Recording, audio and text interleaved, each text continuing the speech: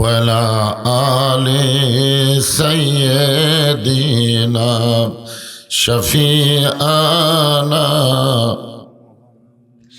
হাজার হাজার মানুষ ছিল সেই দিন, রাসূল ছিল মোদের একজনা। সকলে মারিল পাথর, নিষেধ তো কেউ করল না। আল্লাহুম্মা সাল্লি আলা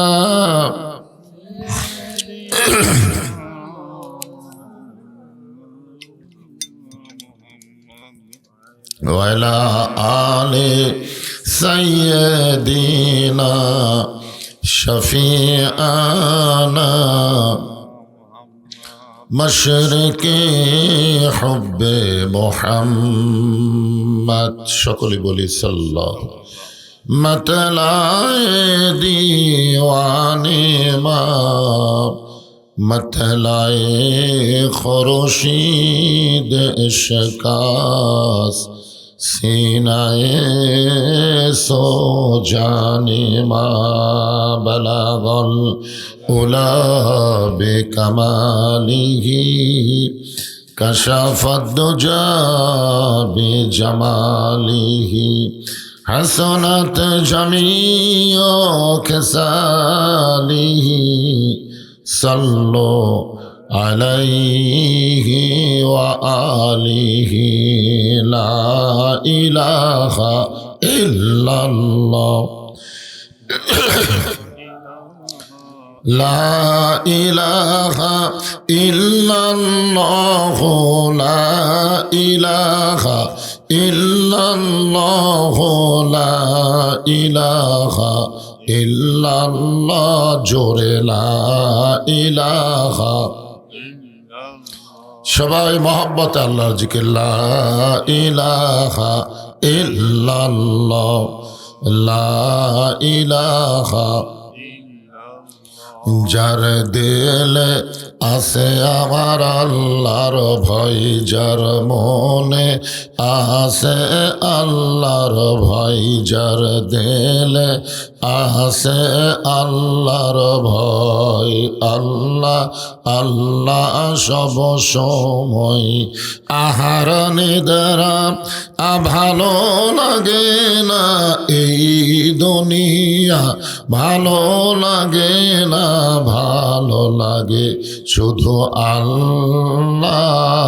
লা ইলাহা ইল্লাল্লাহ লা ইলাহা লা ইলাহা ইল্লাল্লাহ মুহাম্মাদুর রাসূলুল্লাহ। রাসূলের মহব্বতে সকলে বলি সাল্লাল্লাহু আলাইহি ওয়াসাল্লাম। বড় পুকুরিয়া জামে মসজিদ কমিটি কর্তৃক আয়োজিত জামে মসজিদের উন্নয়ন কল্পে আজকের এই ওয়াজ এবং দোয়ার মাহফিলে আল্লাহ তাআলা যিনাকে সম্মানিত সভাপতির আসনে কবুল করেছেন, আলহাজ মোহাম্মদ জামাল উদ্দিন পরামানিক, আজকের এই মাহফিলের সম্মানিত সভাপতিকে অন্তরের অন্তঃস্থল থেকে আমি শুভেচ্ছা জ্ঞাপন করছি। আজকের এই মাহফিলের সম্মানিত সহ সভাপতি বৃন্দ যিনারা রয়েছেন, আজকের এই মাহফিলের সম্মানিত প্রধান অতিথি জনাব মোহাম্মদ ইউসুফ আলী রনি, সম্মানিত অতিথিবৃন্দ, সম্মানিত বিশেষ অতিথি, সম্মানিত আমন্ত্রিত অতিথিবৃন্দ, সকলকেই অন্তরের অন্তঃস্থল থেকে আমি শুভেচ্ছা জ্ঞাপন করছি। আজকের এই মাহফিলে সম্মানিত ওলামায়ে কেরাম, আপনাদের মাঝে মাঝে যে সমস্ত আলেম ওলামা বসে আছেন, মঞ্চে আছেন, মাগরিবের নামাজের পর থেকে এত রাত পর্যন্ত কোরআন হাদিসের আলোকে অত্যন্ত গুরুত্বপূর্ণ আলোচনা করে আপনাদেরকে শোনালেন। বিশেষ করে আমার পূর্বে আপনাদের এলাকারই সন্তান, আমাকে অত্যন্ত শ্রদ্ধা করে আমার ভাতিজা মুফতি মাওলানা গোলাম হোসাইন, হজরত মাওলানা মোহাম্মদ আব্দুল মুমিন, জনাব মোহাম্মদ আনিসুর রহমান সহ যিনারা আলোচনা করেছেন সকলকেই অন্তরের অন্তঃস্থল থেকে আমি শুভেচ্ছা জ্ঞাপন করছি। আজকে আমার সামনে যিনারা বসে আছেন, আল্লাহ যিনাদেরকে দয়া করে, রহম করে, মেহেরবানি করে এই জান্নাতের বাগানে কবুল করেছেন। যখন বললাম কবুল করেছেন তখন আপনাদের কিছু বলা দরকার ছিল, কারণ আমরা এখানে কেউ আসতে পারতাম না যদি আল্লাহ না চাইতো। এটা আমার কথা না, আল্লাহই বলেছেন মা সাবাকা মিন হাসানাতিন ফামিন আল্লাহ। বান্দা বান্দির দ্বারা যখন কোনো ভালো কাজ হয় এ কাজ বান্দা বান্দি করে না, বরং আল্লাহই করায়। আপনার বলেন তো, কোরআন কারিমের মাহফিলে বসা ভালো কাজ না খারাপ কাজ? যে আল্লাহ আজকে আপনাদের এই জান্নাতের বাগানে পছন্দ করে কবুল করেছেন, আমি আমার অন্তরের অন্তঃস্থল থেকে আপনাদের সবাইকে শুভেচ্ছা জ্ঞাপন করছি। সম্মানিত মা বোনেরা, পর্দার অন্তরালে বসে বসে যারা আলোচনা শুনতেছেন তাদেরকে শ্রদ্ধা জ্ঞাপন করে এই মুহূর্তে জানতে চাচ্ছি আপনারা সকলে কেমন আছেন? আলহামদুলিল্লাহ। এই দরজার ওখানে ভিন্ন করে এই সাইডে জায়গা আছে, আপনারা আশাই দরজাত করে বসলে তাহলে মানুষ এদিকে আসবে কেমনে? হ্যাঁ, এই সাইডে এখন অনেক জায়গা আছে, এদিকে এসে বসে। যে আল্লাহ দয়া করে, রহম করে, শারীরিক সুস্থতা সহকারে আজকের এই জান্নাতের বাগানে আমাদের কবুল করেছেন, আমরা সে আল্লাহর উপরে খুশি না বেজার? তাহলে সমস্বরে সকলে বলবো রব্বানা লাকাল হামদ হামদান কাসীরান তাইয়িবান মুবারাকান ফীহি। আমরা এমন একজন আল্লাহর প্রশংসা করলাম যে আল্লাহ তাআলা নিজেই বলেছেন অমাইয়াবতাগি গয়রাল ইসলামী দীনান ফালাই ইকবালা মিনহু। আপনারা বলেন তো, এ কথা কি আমার না আল্লাহর? তাহলে কেউ যদি বেজার হয়, আমার এখানে করার কিছু আছে?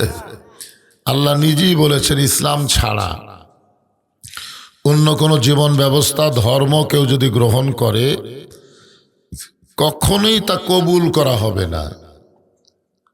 আয়াত তার অর্থের দিকে খেয়াল করেন, অমাইয়াবতাগি গয়রাল ইসলামী দীনান ফালাই ইকবালা মিনহু। এর শাব্দিক অর্থই হলো ইসলাম ছাড়া অন্য কোনো ধর্ম কেউ যদি গ্রহণ করে আল্লাহ বলেছেন কখনোই তা কবুল করা হবে না। এখন আপনারা বলেন তো, আল্লাহর কাছে কবুলযোগ্য একমাত্র ধর্মের নাম কি? ইসলাম। তাহলে এখানে তো আমি কিছু বললাম না, বললেন কে? তো এখন অন্য ধর্মের ভাইরা যদি মন খারাপ করে যে হুজুর তো অন্য ধর্মের বিরুদ্ধে করলো, আমি করলাম না, আল্লাহ বলল।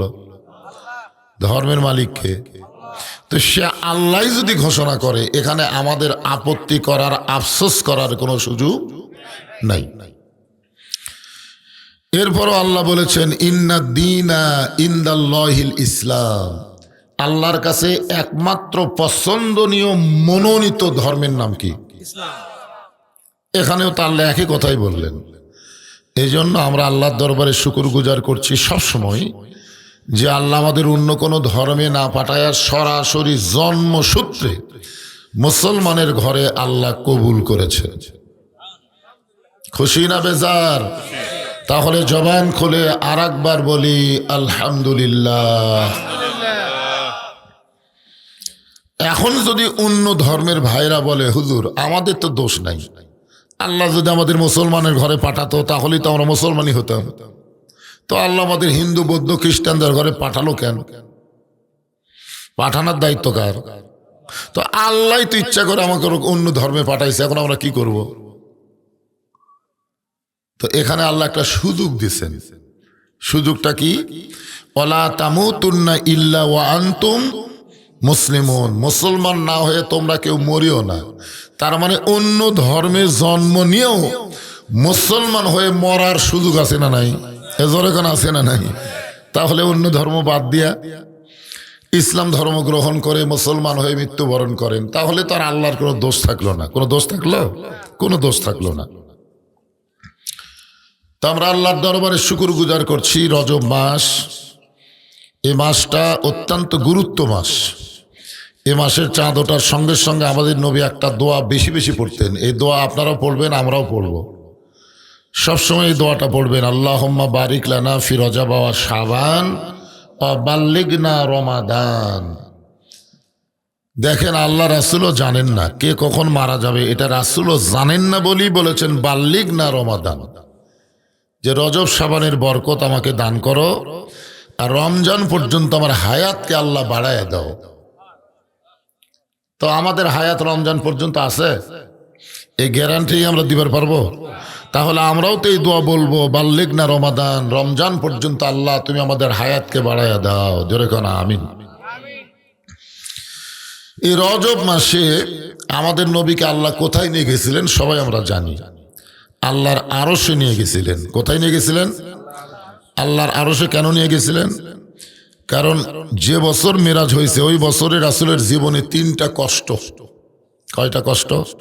3টা কষ্ট হয়েছে। 1 নম্বর কষ্ট হলো নবীর দরদের চাচা আবু তালেব দুনিয়া থেকে বিদায় নিছেন। হয়তো আপনারা বলবেন হুজুর চাচা মরলে ভাসতে আর কি, কারণ বর্তমান বাংলাদেশের পরিবেশে বাপের গন্ডগোল সবচাইতে বেশি হয় কার সাথে? চাচার সাথে হয় না? অনেক সময় অনেক ভাস্তারা বলে চাচা মরাই ভালো, কারণ 1 হাত জায়গা নিয়ে বাপ চাচার মধ্যে গন্ডগোল আছে না নাই? জোরে কোন আছে না নাই? অনেক সময় বলে চাচা মরে যাওয়াই ভালো, এই চাচাই তো গন্ডগোল। কিন্তু আল্লাহর নবীর চাচা এমন চাচা, রাসূল নিজেই বলেছেন মায়ের পেটে থাকা অবস্থা আমি এতিম ছিলাম, কিন্তু দুনিয়াতে আসার পরে আমি যে এতিম এটা আমি বুঝবারই পারি নাই। সাহাবীরা বললেন হুজুর কেন বুঝবার পারলেন না? রাসূল বললেন ভাগ্য গুণে এমন একটা চাচা পেয়েছিলাম আবু তালেব, যিনি আমাকে এমনভাবে লালন পালন করলেন, আমার যে বাবা নাই এটা কখনোই আমি বুঝতেই পারিনি। বলেন সুবহানাল্লাহ। সেই চাচা দুনিয়া থেকে বিদায় নেওয়ার কিছুদিন পরে দরদের বিবি খাদিজাতুল কুবরা দুনিয়া থেকে বিদায় নিলেন। মানে 1 থেকে 1.5 মাস পরে খাদিজাতুল কুবরা নবীর সবচাইতে আদরের না দরদের বিবি। সুবহানাল্লাহ বলেন। আপনাদের মধ্যে কারো যদি 2টা বউ থাকে, 2 বউ কিন্তু সমান না। প্রথম যেটা বিয়ে করছেন সেটা হলো দরদের বউ, আর পরে যেটা বিয়ে করবেন এটা হলো আদরের বউ। জোরে কোন কিসের বউ? আদর আর দরদের মধ্যে কম বেশি আছে না নাই? অবশ্যই কম বেশি আছে। যতদিন আমাদের মা খাদিজা জীবিত ছিলেন ততদিন রাসূল দ্বিতীয় কোনো বিবাহই করেননি। একদিন আল্লাহ রাসূলকে খাদিজাতুল কুবরা বললেন হুজুর আমার সঙ্গে সংসার করতে করতে আপনার যৌবনটাই শেষ হয়ে যাবে, আপনি আর একটা বিয়ে করেন। আল্লাহ রাসূল উত্তরে বললেন খাদিজা আপনি যতদিন জীবিত থাকবেন আমি ততদিন দ্বিতীয় কোনো বিবাহ করব না, কারণ আপনি শুধু আমার বউ না, আপনি হলেন আমার দরদ। জোরে কোন সুবহানাল্লাহ। এই খাদিজাতুল কুবরা বিদায় নেওয়ার কিছুদিন পরে রাসূল তায়েফের ময়দানে কলেমার দাওয়াত নিয়ে গেলেন। তায়েফবাসী নবীর সঙ্গে এত খারাপ ব্যবহার করলো, পাথর মেরে আল্লাহ নবীকে রক্তাক্ত করে দিল। চাচা দুনিয়া থেকে বিদায় নিলেন, দরদের বউ দুনিয়া থেকে চলে গেলেন, এরপরে রাসূল তায়েফে গেলেন, তায়েফবাসী পাথর মেরে রক্তাক্ত করলো। সেই বছরই আল্লাহ তাআলা নবীকে আল্লাহর আরশে নিয়ে গেলেন। জোরে কোন সুবহানাল্লাহ। এখন আপনারা বলেন কষ্টের পরে শান্তি আছে না নাই? আমাদের বাংলাদেশে যারা হাসিনার সময় খুবই কষ্টে ছিলেন, আগামীতে 12ই ফেব্রুয়ারির পরে তাদের জীবনে একটা শান্তি আসতেছে, এরকম একটা আভাস পাওয়া যাচ্ছে। জোরে কোন কথা ঠিক কিনা? কথা বলেন ভাইজান। যারা এই কষ্টে ছিলেন, এক বিএমপির ভাই আমাকে ঘরের মধ্যে গিয়ে বলল হুজুর আমরা কখন কোথায় রাত্রেবেলা থাকছি, বাড়ি করছি ঠিকই কিন্তু বাড়ির থাকার সুযোগ হয়নি। আবার যারা ইসলামে আন্দোলন করে তাদের একই অবস্থা, ঠিক কিনা বলেন? তা আপনারা বলেন সবসময় কি কষ্ট থাকে? কষ্টের পরে স্বস্তি, কষ্টের পরেই শান্তি। আল্লাহ তাআলা নবীকে আরশে নিয়ে গেলে নবীকে 5 ওয়াক্ত নামাজ দিলেন। সুবহানাল্লাহ বলেন। আমাদের বাংলাদেশের মুসলমানেরা যেই নামাজের গুরুত্ব সবচাইতে বেশি দেয় সেই নামাজ কিন্তু আল্লাহ তাআলা আরশে নবীকে দেয় নাই। বলেন তো আপনাদের মসজিদে সবচাইতে মুসল্লি বেশি হয় কোন নামাজে? জুমার নামাজ। জোরে বলেন কোন নামাজ? এই জুমার নামাজ কিন্তু আল্লাহ নবীকে আরশে দেয়নি, কারণ জুমার নামাজের গুরুত্ব আল্লাহর কাছে খুব একটা বেশি না। জুমার নামাজের গুরুত্ব কখন হয়েছে? যখন মদিনা ইসলামী রাষ্ট্র হয়ে গেল, ওই সময়ে আল্লাহ তাআলা জুমার নামাজ দুনিয়াতেই দিয়ে দিয়েছেন। সুবহানাল্লাহ বলেন। এখন আমাদের বাংলাদেশের মুসলমানেরা এখন এই পরিবেশে 5 ওয়াক্ত নামাজের চাইতে জুমার নামাজের গুরুত্ব বেশি দেয়। অনেক মসজিদ দেখবেন একতলা থেকে দোতলা করতেছে। এটা কি 5 ওয়াক্তের জন্য না জুমার জন্য? যেই মসজিদে দেখবেন 200 জন মুসল্লি জুমায় হয়, ওই মসজিদে দেখবেন ফজরের মুসল্লি 4-5 জন হয়। কয়জন হয়? আপনারা বলেন তো, যেই নামাজ না পড়লে মানুষ কাফের হবে সেটা কোন নামাজ? 5 ওয়াক্ত নামাজ। জোরে বলেন, কোন নামাজ? 5 ওয়াক্ত নামাজ না পড়লে মানুষ কাফের হবে। আল্লাহ রাসূল বলেছেন, বাইনাল আবদি ওয়াল কুফরি তরকুস সালাত। বান্দার কাফের মধ্যে পৃথক করার জিনিসটার নামই হলো নামাজ। এখন আপনারা মসজিদের উদ্যোগে মাহফিল করতেছেন। মসজিদের উদ্যোগে মাহফিল করা মানে মসজিদের শুধু উন্নয়ন করা না, মসজিদের মুসল্লিও কালেকশন করা। জোরে কোন কথা ঠিক কিনা? এই নামাজ সম্পর্কে আল্লাহ বলেছেন, ইন্নাস সালাতা তানহা আনিল ফাহশাই ওয়াল মুনকার। নামাজই পারে মানুষকে যাবতীয় বেহুদা এবং খারাপি কাজ থেকে বাঁচায় দিতে। আপনার বলেন তো, আজকে কোরআনের মাহফিলের জন্য এই যে মেলা লাগছে, এটা কি হুদা না বেহুদা? হুদা। হুদা বোঝেন? হুদাল্লিল মুত্তাকিন, হুদাল্লিল মুত্তাকিন। এই যে মেলার মধ্যে আমি যে ঘরে ছিলাম, হায় হায়, এতক্ষণ কালে হইচই হইচই হচ্ছে। এই যে একটা বেহুদা কাজ, যদি আমরা সবাই নামাজি হতাম তাহলে কোরআনের মাহফিল বাদ দিয়ে মেলায় ঘোরা আমাদের কাছে খুবই খারাপ লাগতো। কিন্তু আমরা নামাজি না, আমরা বেনামাজি হওয়াতে এই কোরআনের মাহফিল বাদ দিয়ে মেলায় ভালো লাগতেছে। এই জন্য আল্লাহ বলেছেন, নামাজই পারে মানুষকে যাবতীয় বেহুদা, খারাপি এবং অশ্লীলতা থেকে হেফাজত করতে। বলেন সুবহানাল্লাহ। সেই নামাজ সম্পর্কে আল্লাহ বলেন, ইয়া আইয়ুহাল্লাযীনা আমানুস্তাঈনু বিস-সাবরি ওয়াস-সালাহ ইন্নাল্লাহা মা'আস-সাবিরিন।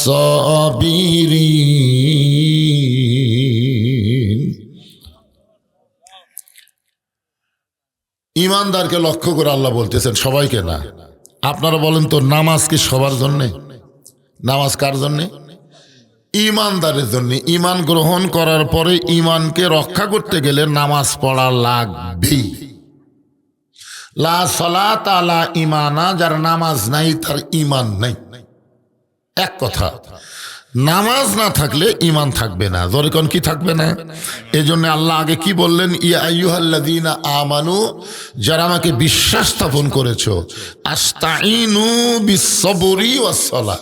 আমি আল্লাহর কাছে যদি তোমরা কিছু পাবার চাও তাহলে ধৈর্য আর নামাজের মাধ্যমে চাও। আল্লাহর কাছে আমরা পাবার চাই কি চাই না?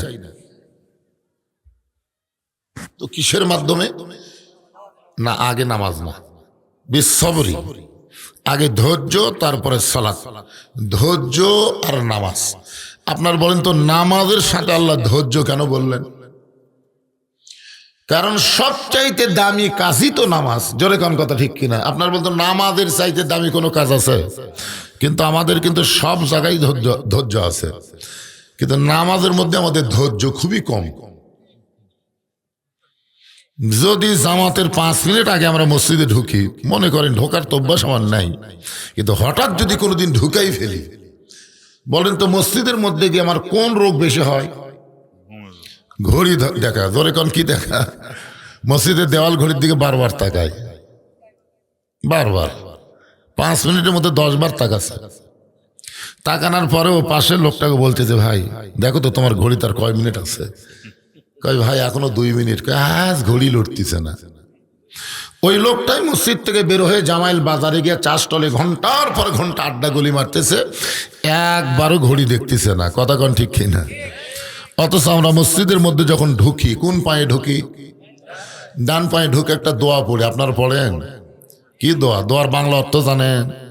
আজকে আমরা অনেক আমল করি যার অর্থই জানি না। আমি এক মুসল্লিকে বলছিলাম, ভাই মসজিদে ডান পায়ে কেন ঢোকেন? বলে সবাই ঢোকে, আমিও ঢুকি। মানে কি জন্য ডান পায়ে ঢোকে 20 বছর হলে নামাজ পড়তেছে, এখন পর্যন্ত জানে না। আচ্ছা, মসজিদে ডান পায়ে ঢোকার কারণ কি? কারণ আছে না নাই? যদি কেউ বাম পায়ে ঢোকে, রাসূল বলেছেন যদি বাম পায়ে ঢোকে তাকে আবার ব্যাক গিয়ার দেওয়া লাগবে। ধরে কোন কি গিয়ার? ব্যাক গিয়ার দিয়ে এসে 3 বার বলতে হবে আস্তাগফিরুল্লাহ আস্তাগফিরুল্লাহ আস্তাগফিরুল্লাহ বলে আবার ডান পায়ে ঢোকা লাগবে। ঢোকার সাথে সাথে একটা দোয়া পড়া লাগবে, আল্লাহুম্মা আফতাহলি আবওয়াবা রহমাতিক। এদিকে চিল্লাচিল্লি করতেছে গ্রুপ কারা? মহিলারা। কাছে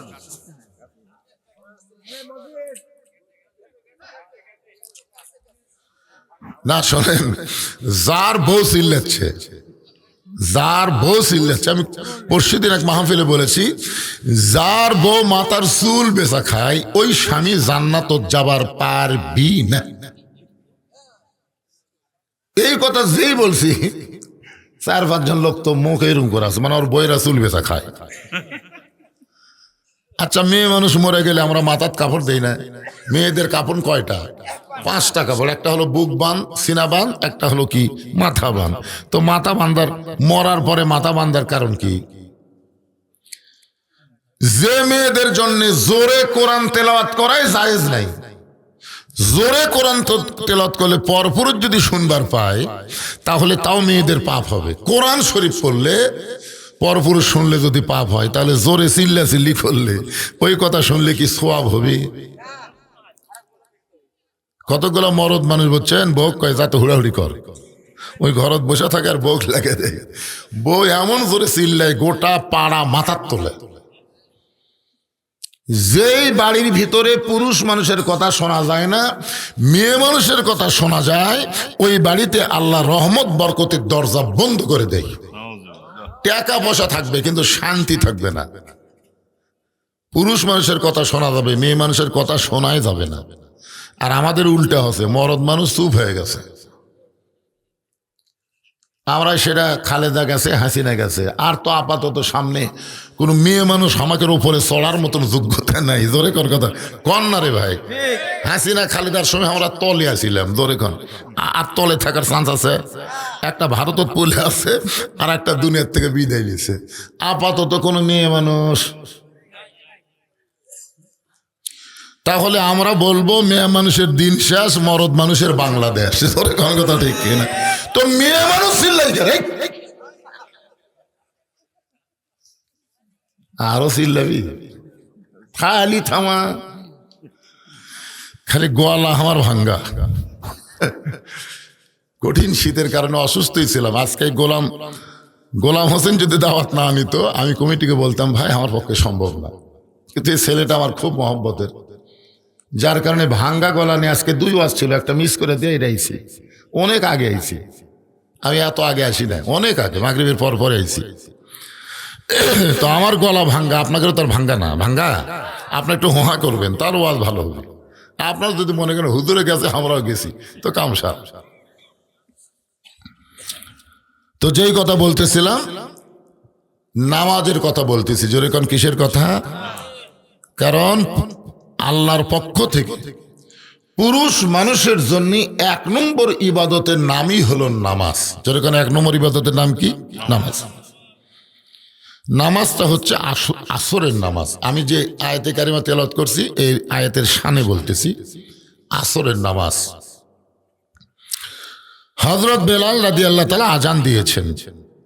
আজান দেওয়ার সঙ্গে সঙ্গে সাহাবীরা মসজিদের মধ্যে ঢুকে গেছে।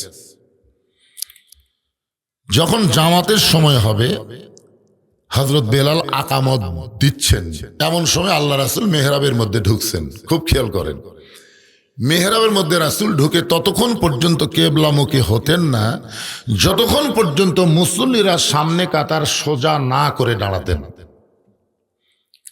সামনে কাতার সোজা না করে যতক্ষণ দাঁড়াতেন, সামনে কাতার পুরা যতক্ষণ না হতেন ততক্ষণ আল্লাহ নবী কিবলামুখী হতেন না।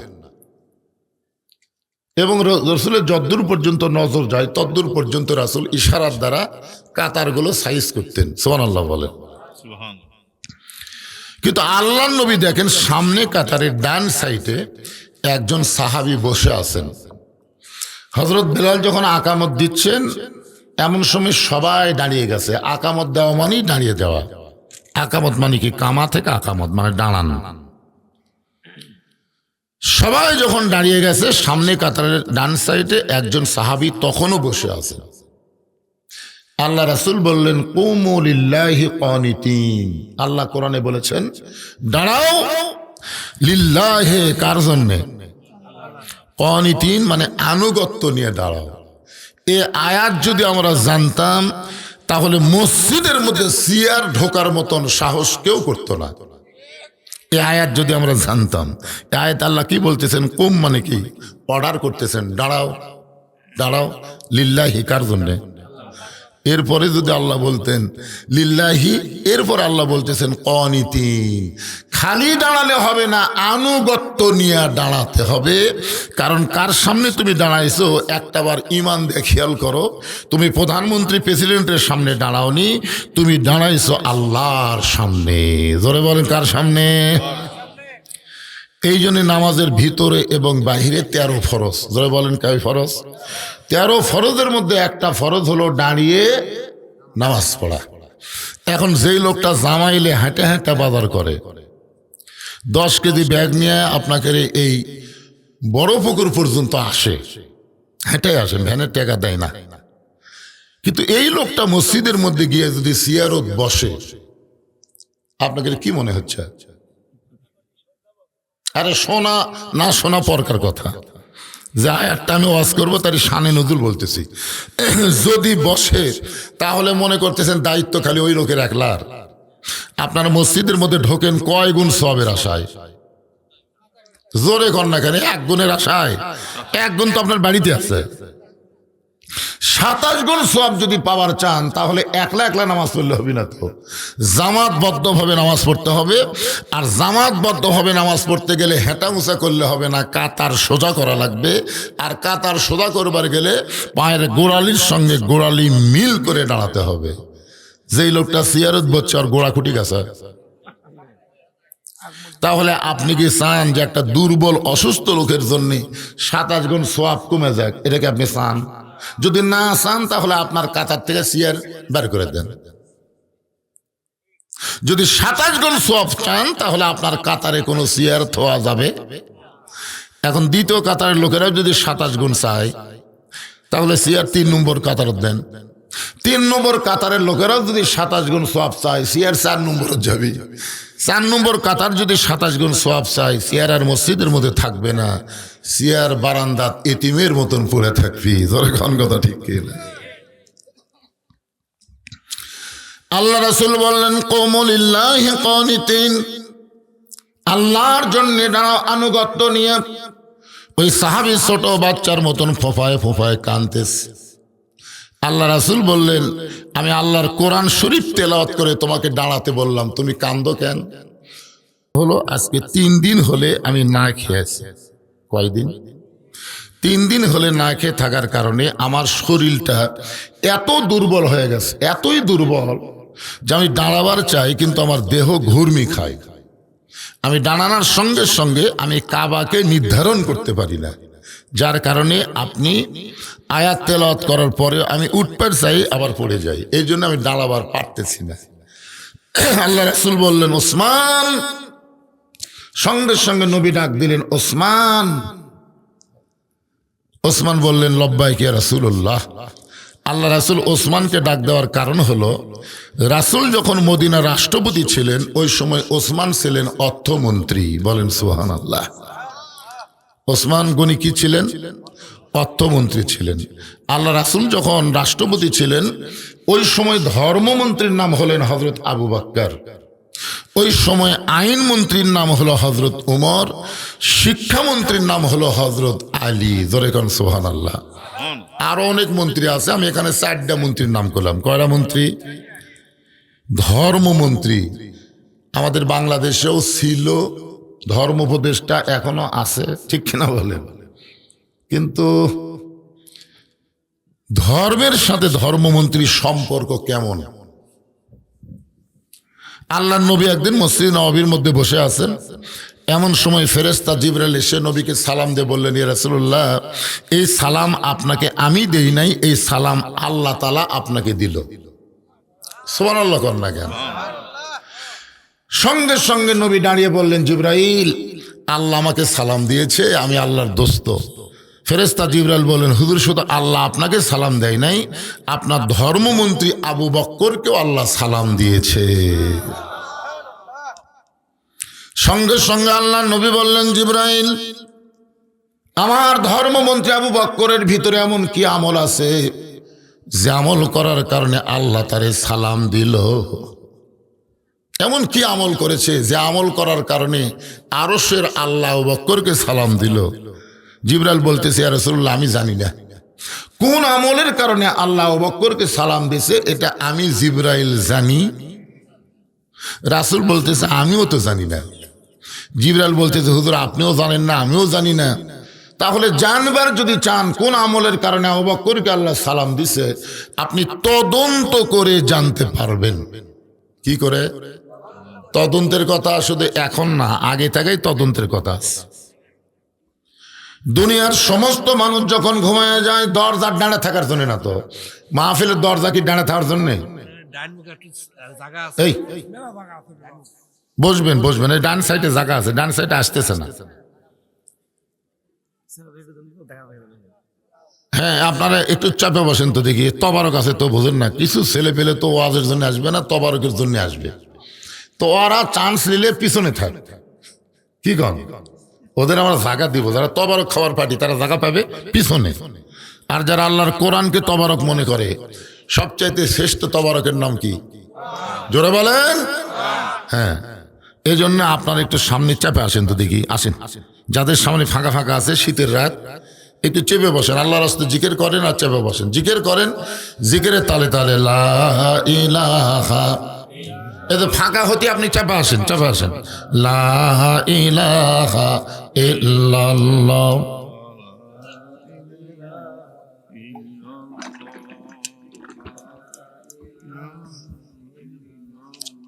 জিকির করে না রে।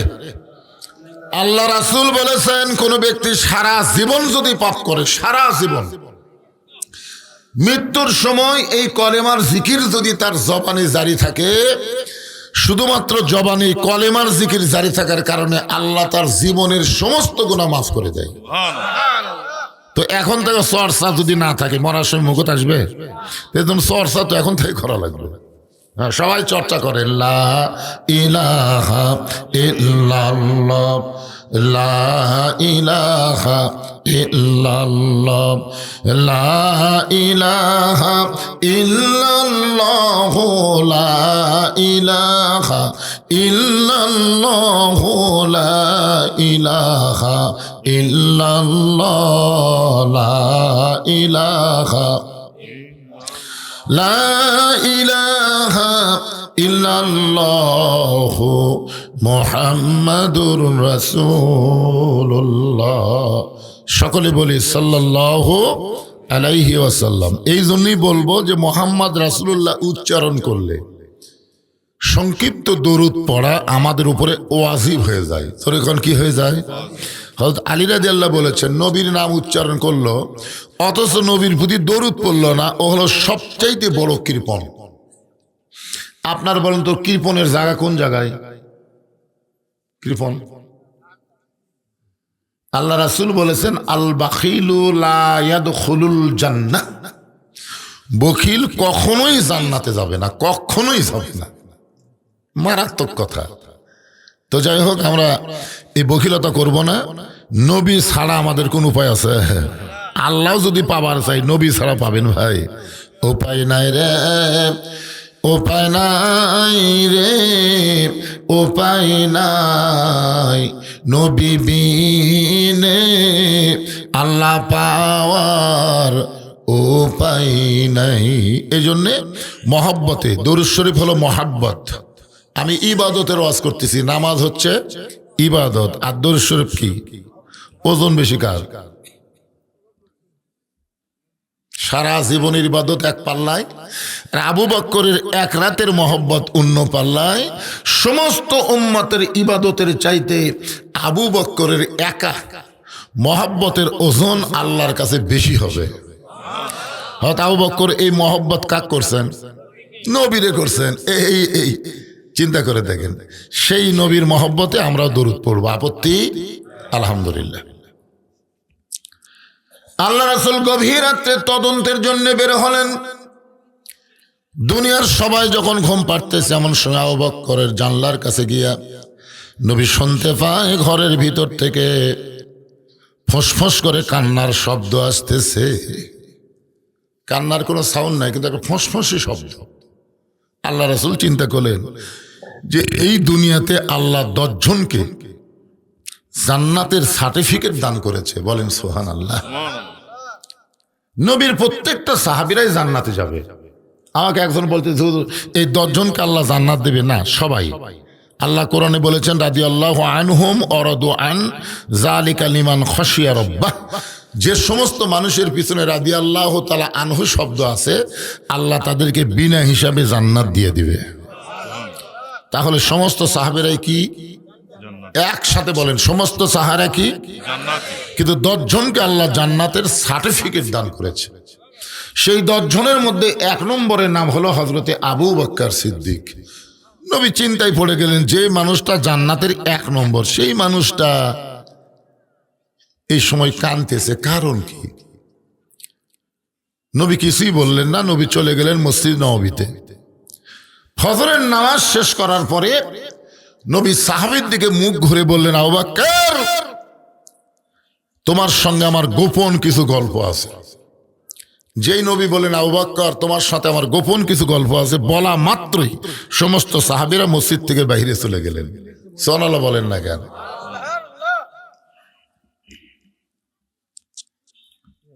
আচ্ছা, কি জন্য গেলেন?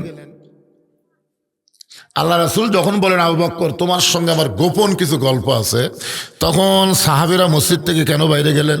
কারণ গোপন কথা বলবার গেলে সাহাবীদের থাকা যাবে? তার মানে শুধু রাসূলকে তারা ইমাম মানতেন না, নেতা হিসাবেও মানতেন। সুবহানাল্লাহ কর না কেন? এখন যদি কোনো ইমাম বলে, মুয়াজ্জিন সাহেব আপনার সঙ্গে আমার গোপন কিছু গল্প আছে, তাহলে সমস্ত মুসল্লি বলবে, হুজুর আপনি মুয়াজ্জিনকে নিয়ে বাইরে যান। বর্তমান পরিবেশে হুজুর আপনি মুয়াজ্জিনগুলো বেড়া দেয় কি কবেন কন? কিন্তু কোরআনের রাষ্ট্র যখন চালু হবে, তখন প্রত্যেকটা ইমাম ওই এলাকার সবচাইতে বড় নির্ভরযোগ্য নেতা হবে। ধরে কেন? সুবহানাল্লাহ। সমস্ত সাহাবীরা যখন বাইরে গেলেন, এমন সময় আল্লাহর নবী আবু বকরকে এক টানে বুকের মধ্যে নিয়ে কপালে চুমু দেবেন, আবু বকর গোপনে গোপনে এমন কি আমল করো যে আমল করার কারণে আরশের আল্লাহ তোমারে সালাম দেয়? আবু বকর বলে, আল্লাহর শপথ করে বলতেছে হুজুর এমন কি আমল আমি করেছি যে আমল করার কারণে আল্লাহ আমারে সালাম দেয়? আমি নিজেও জানি না। আল্লাহ নবী বলেন, জিবরাইলও জানে না, আমিও জানতাম না, তুমিও জানো না, কিন্তু তদন্ত করার পরে জানতে পারলাম সবাই যখন ঘুমায় এমন সময় তুমি কেন কাঁদতেছিলে? আবু বকর বলে, রাসূলুল্লাহ সবাই যখন ঘুমায় এমন সময় আমার কান্নার কারণ হলো, এক সময় আল্লাহর জব্বার আর কাহার এই 2টা নামের উপর আমি মোরাকাবা শুরু করলাম। মোরাকাবা যখন করতেছি এমন সময় হাসরের ময়দানে কে যেন এলান করলো যে আজকে সবাই জান্নাতে যাবে, শুধু একজন ব্যক্তি জাহান্নামে হবে। আমার এত ভয়, সে একজন ব্যক্তি যদি আবু বকর হয়।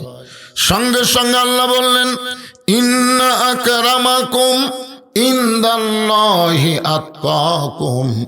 ওই ব্যক্তির জন্য আরশের আল্লাহর সালাম হয় যার কলিজার ভিতরে আল্লাহর বেশি ভয়। সেই মানুষটা হলো ধর্মমন্ত্রী। এখন বলেন তো, ধর্ম অনুযায়ী মন্ত্রী তো ঠিক আছে? আছে? আইন মন্ত্রীর নাম কি? কথা কয় না। আপনারা বলেন তো, যে উমরের শানে আল্লাহ তাআলা এই কোরআনে 23টা আয়াত নাজিল করেছে, ধরে কোন সুবহানাল্লাহ। মানে রাসূলের মতের সাথেও আল্লাহর মত মিলে নাই, মত মিলেছে উমরের মতের সাথে। জোরে কান সুবহানাল্লাহ। সেই উমরকে রাসূল যখন রাষ্ট্রপতি ছিলেন তখন আইন মন্ত্রীর দায়িত্ব দিয়েছিলেন। অর্থমন্ত্রীর নাম হলো ওসমান গনি। জোরে বলেন নাম কি? আল্লাহ রাসূল যেই বলেন ওসমান, সঙ্গে সঙ্গে ওসমান বলে লব্বাইক ইয়া রাসূলুল্লাহ। আল্লাহ নবী বলেন ওসমান, আল্লাহ তোমাকে এত সম্পদ দান করেছে আর তোমার ভাই আজকে 3 দিন হলে না খেয়ে আছে। কয়দিন? যার কারণে সে নামাজে দাঁড়াবার পারতেছে না। আল্লাহ তোমাকে এত সম্পদ দিল আর তোমার ভাই 3 দিন হয়ে না খেয়ে থাকলো, তোমার কি করার কিছুই নাই? আপনার বলেন তো, সম্পদশালীর বাড়ির পাশে যদি কোনো গরিব থাকে, ধনীদের করার কিছুই নাই? সাউন্ড বাড়া দিলে হবে না, এটা সেটা নাই, সে মাইক না তো। এটা এটা আপনি গ্রামগঞ্জেরও দিয়া বেছে না, সব আইসক্রিম টাইসক্রিম বেছে। কথা টানা তো দূরের কথা, এমনি আমার গলা যা ছিল আজকে কি হবে আল্লাহ ভালো। আপনারা শুনবার পাচ্ছেন? আলহামদুলিল্লাহ। থাক, মেলার লোক শোনানোর কি দরকার? এখন সাউন্ড জোরে দিবি, মানে টানবার পারবি না, খালি ভম ভম ভম ভম করে যা হচ্ছে তা আর হবি না।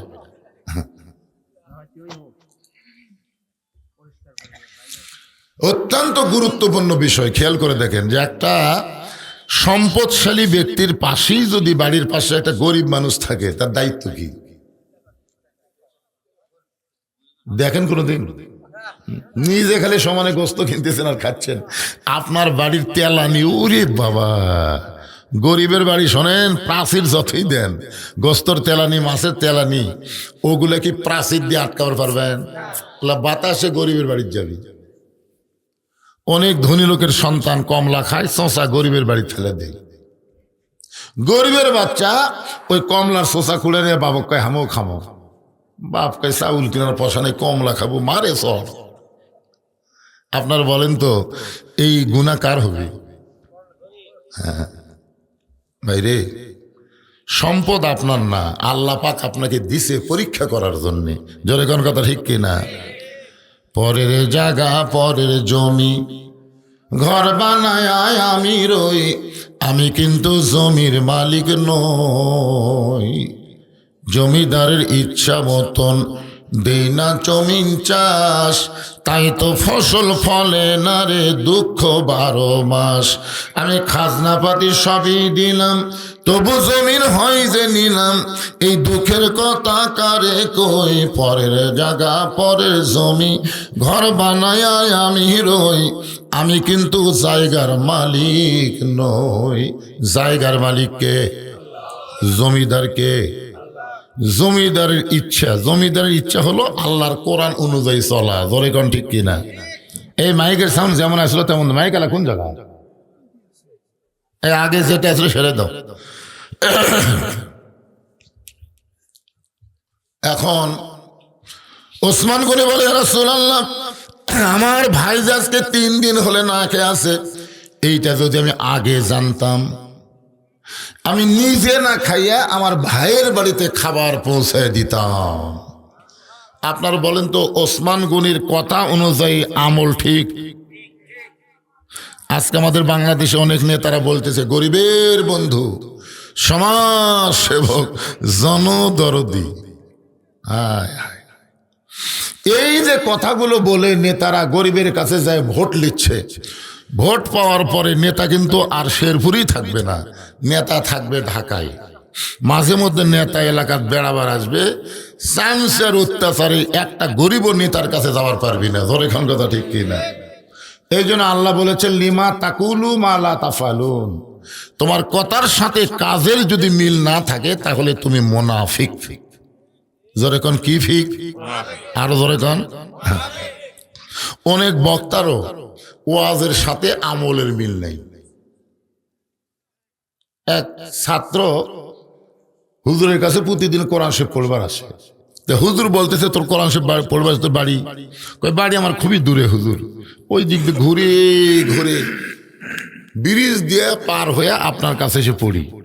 এমন কোন দোয়া আছে যে দোয়া পড়ে নদী পার হওয়া যায়? তো হুজুর বলতেছে, পাগলা, বিসমিল্লাহকে চোখ বন্ধ করবি, তাহলেই পার হবি। হুজুর মনে করছে চোখ বন্ধ করে পানি পাও দিয়ে ডুবে গেলে আর দুয়ার দেখা যাবি না। তুমি এই হুজুরের কথা বিশ্বাস করে ওই সেদিন থেকে বিসমিল্লাহ করে চোখ বন্ধ করে নদীর ওই পারে চলে যায়। প্রতিদিন এইভাবেই কিন্তু আসতেছে। একদিন ওর মা বলতেছে, যেই পীর সাহেবের কথাই, যেই হুজুরের কথাই তুই ব্রিজ ছাড়া নৌকা ছাড়া নদী পার হওয়ার পারিস, সে হুজুরকে একদিন দাওয়াত দিত। তো এখন হুজুরকে দাওয়াত দিছে, দাওয়াত দেয় ব্রিজের দিকে না দিয়ে সরাসরি নদীর দিকে যাচ্ছে। হুজুর বলে, কে এদিকে তো নৌকা ব্রিজ নাই। আমি যাই তো। তুই কিভাবে যাস? আপনার দোয়াতেই যাই হুজুর। এখন এই ছাত্র যে বিসমিল্লাহকে চোখ বন্ধ করছে, নদীর ওই পারে চলে গেছে। বলে, হুজুর আপনি দাঁড়া আছেন কেন? বিসমিল্লাহকে চোখ বন্ধ করেন। হুজুর বিসমিল্লাহকে চোখ বন্ধ করছে, ঢপ করে ডুবে গেছে। হুজুর আপনি ডুবে গেলেন? বলে, আমি ওয়াজত আছি রে, কিন্তু আমলত নাই। আজকে অনেক বক্তারাই কিন্তু ওয়াজ করে, ঠিক আমল করে না, যার কারণে এরাও কিন্তু মুনাফিক হয়ে যাবে। জোরে কোন কথা ঠিক কিনা? কথার সাথে কাজের মিল থাকার দরকার আছে না নাই? ওসমান গনি বললেন, এ রাসূলুল্লাহ, আমার ভাইটা আজকে 3 দিন হলে না খেয়ে আছে। যে যদি আমি আগে জানতাম, আমি কোনোদিন নিজে না খাইয়া তার ভাই, আমার ভাইয়ের বাড়িতে খাবার পৌঁছায় দিতাম। এখন বলেন, ওনার কাজের কথার সাথে কাজের মিল আছে? একটা ঘটনা বলি। এক সাহাবী আল্লাহ রাসূলের কাছে গিয়ে বলতেছি, ইয়া রাসূলুল্লাহ, আমি কয়েকদিন হলে না খেয়ে আছি, যদি পারেন আমাকে একটু সাহায্য করেন। সঙ্গে সঙ্গে নবী এভাবে জুব্বা তুললেন। সাহাবী তাকায় দেখে নবী ক্ষুধার জ্বালায় পেটে পাথর বাঁধে বসে আছে। সাহাবী বলতেছে, হুজুর আমি বুঝবার পারিনি, আমার চাইতেও তো আপনি বেশি ক্ষুধার্ত। আমি না খেয়ে আছি ঠিকই, কিন্তু এখনো পেটে পাথর বাঁধিনি, কিন্তু আপনি পাথর বাঁধে বসে আছেন। হুজুর আপনার কাছে আমি বেয়াদবি করছি, মাফ করে দেন।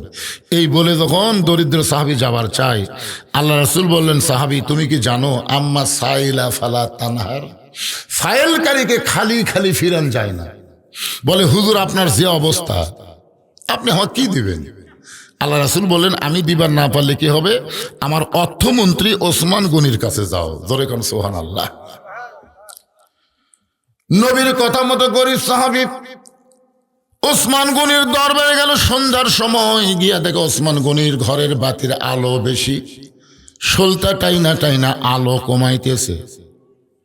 গরিব দূর থেকে দেখে কয়, আরে আমার ঘরে আর চাইতে বেশি আলো জ্বলে, আমি কোনোদিন সলতা টানা আলো কমাই নাই। এই তো যেই কৃপণের কৃপণ, কিসের দান করবি?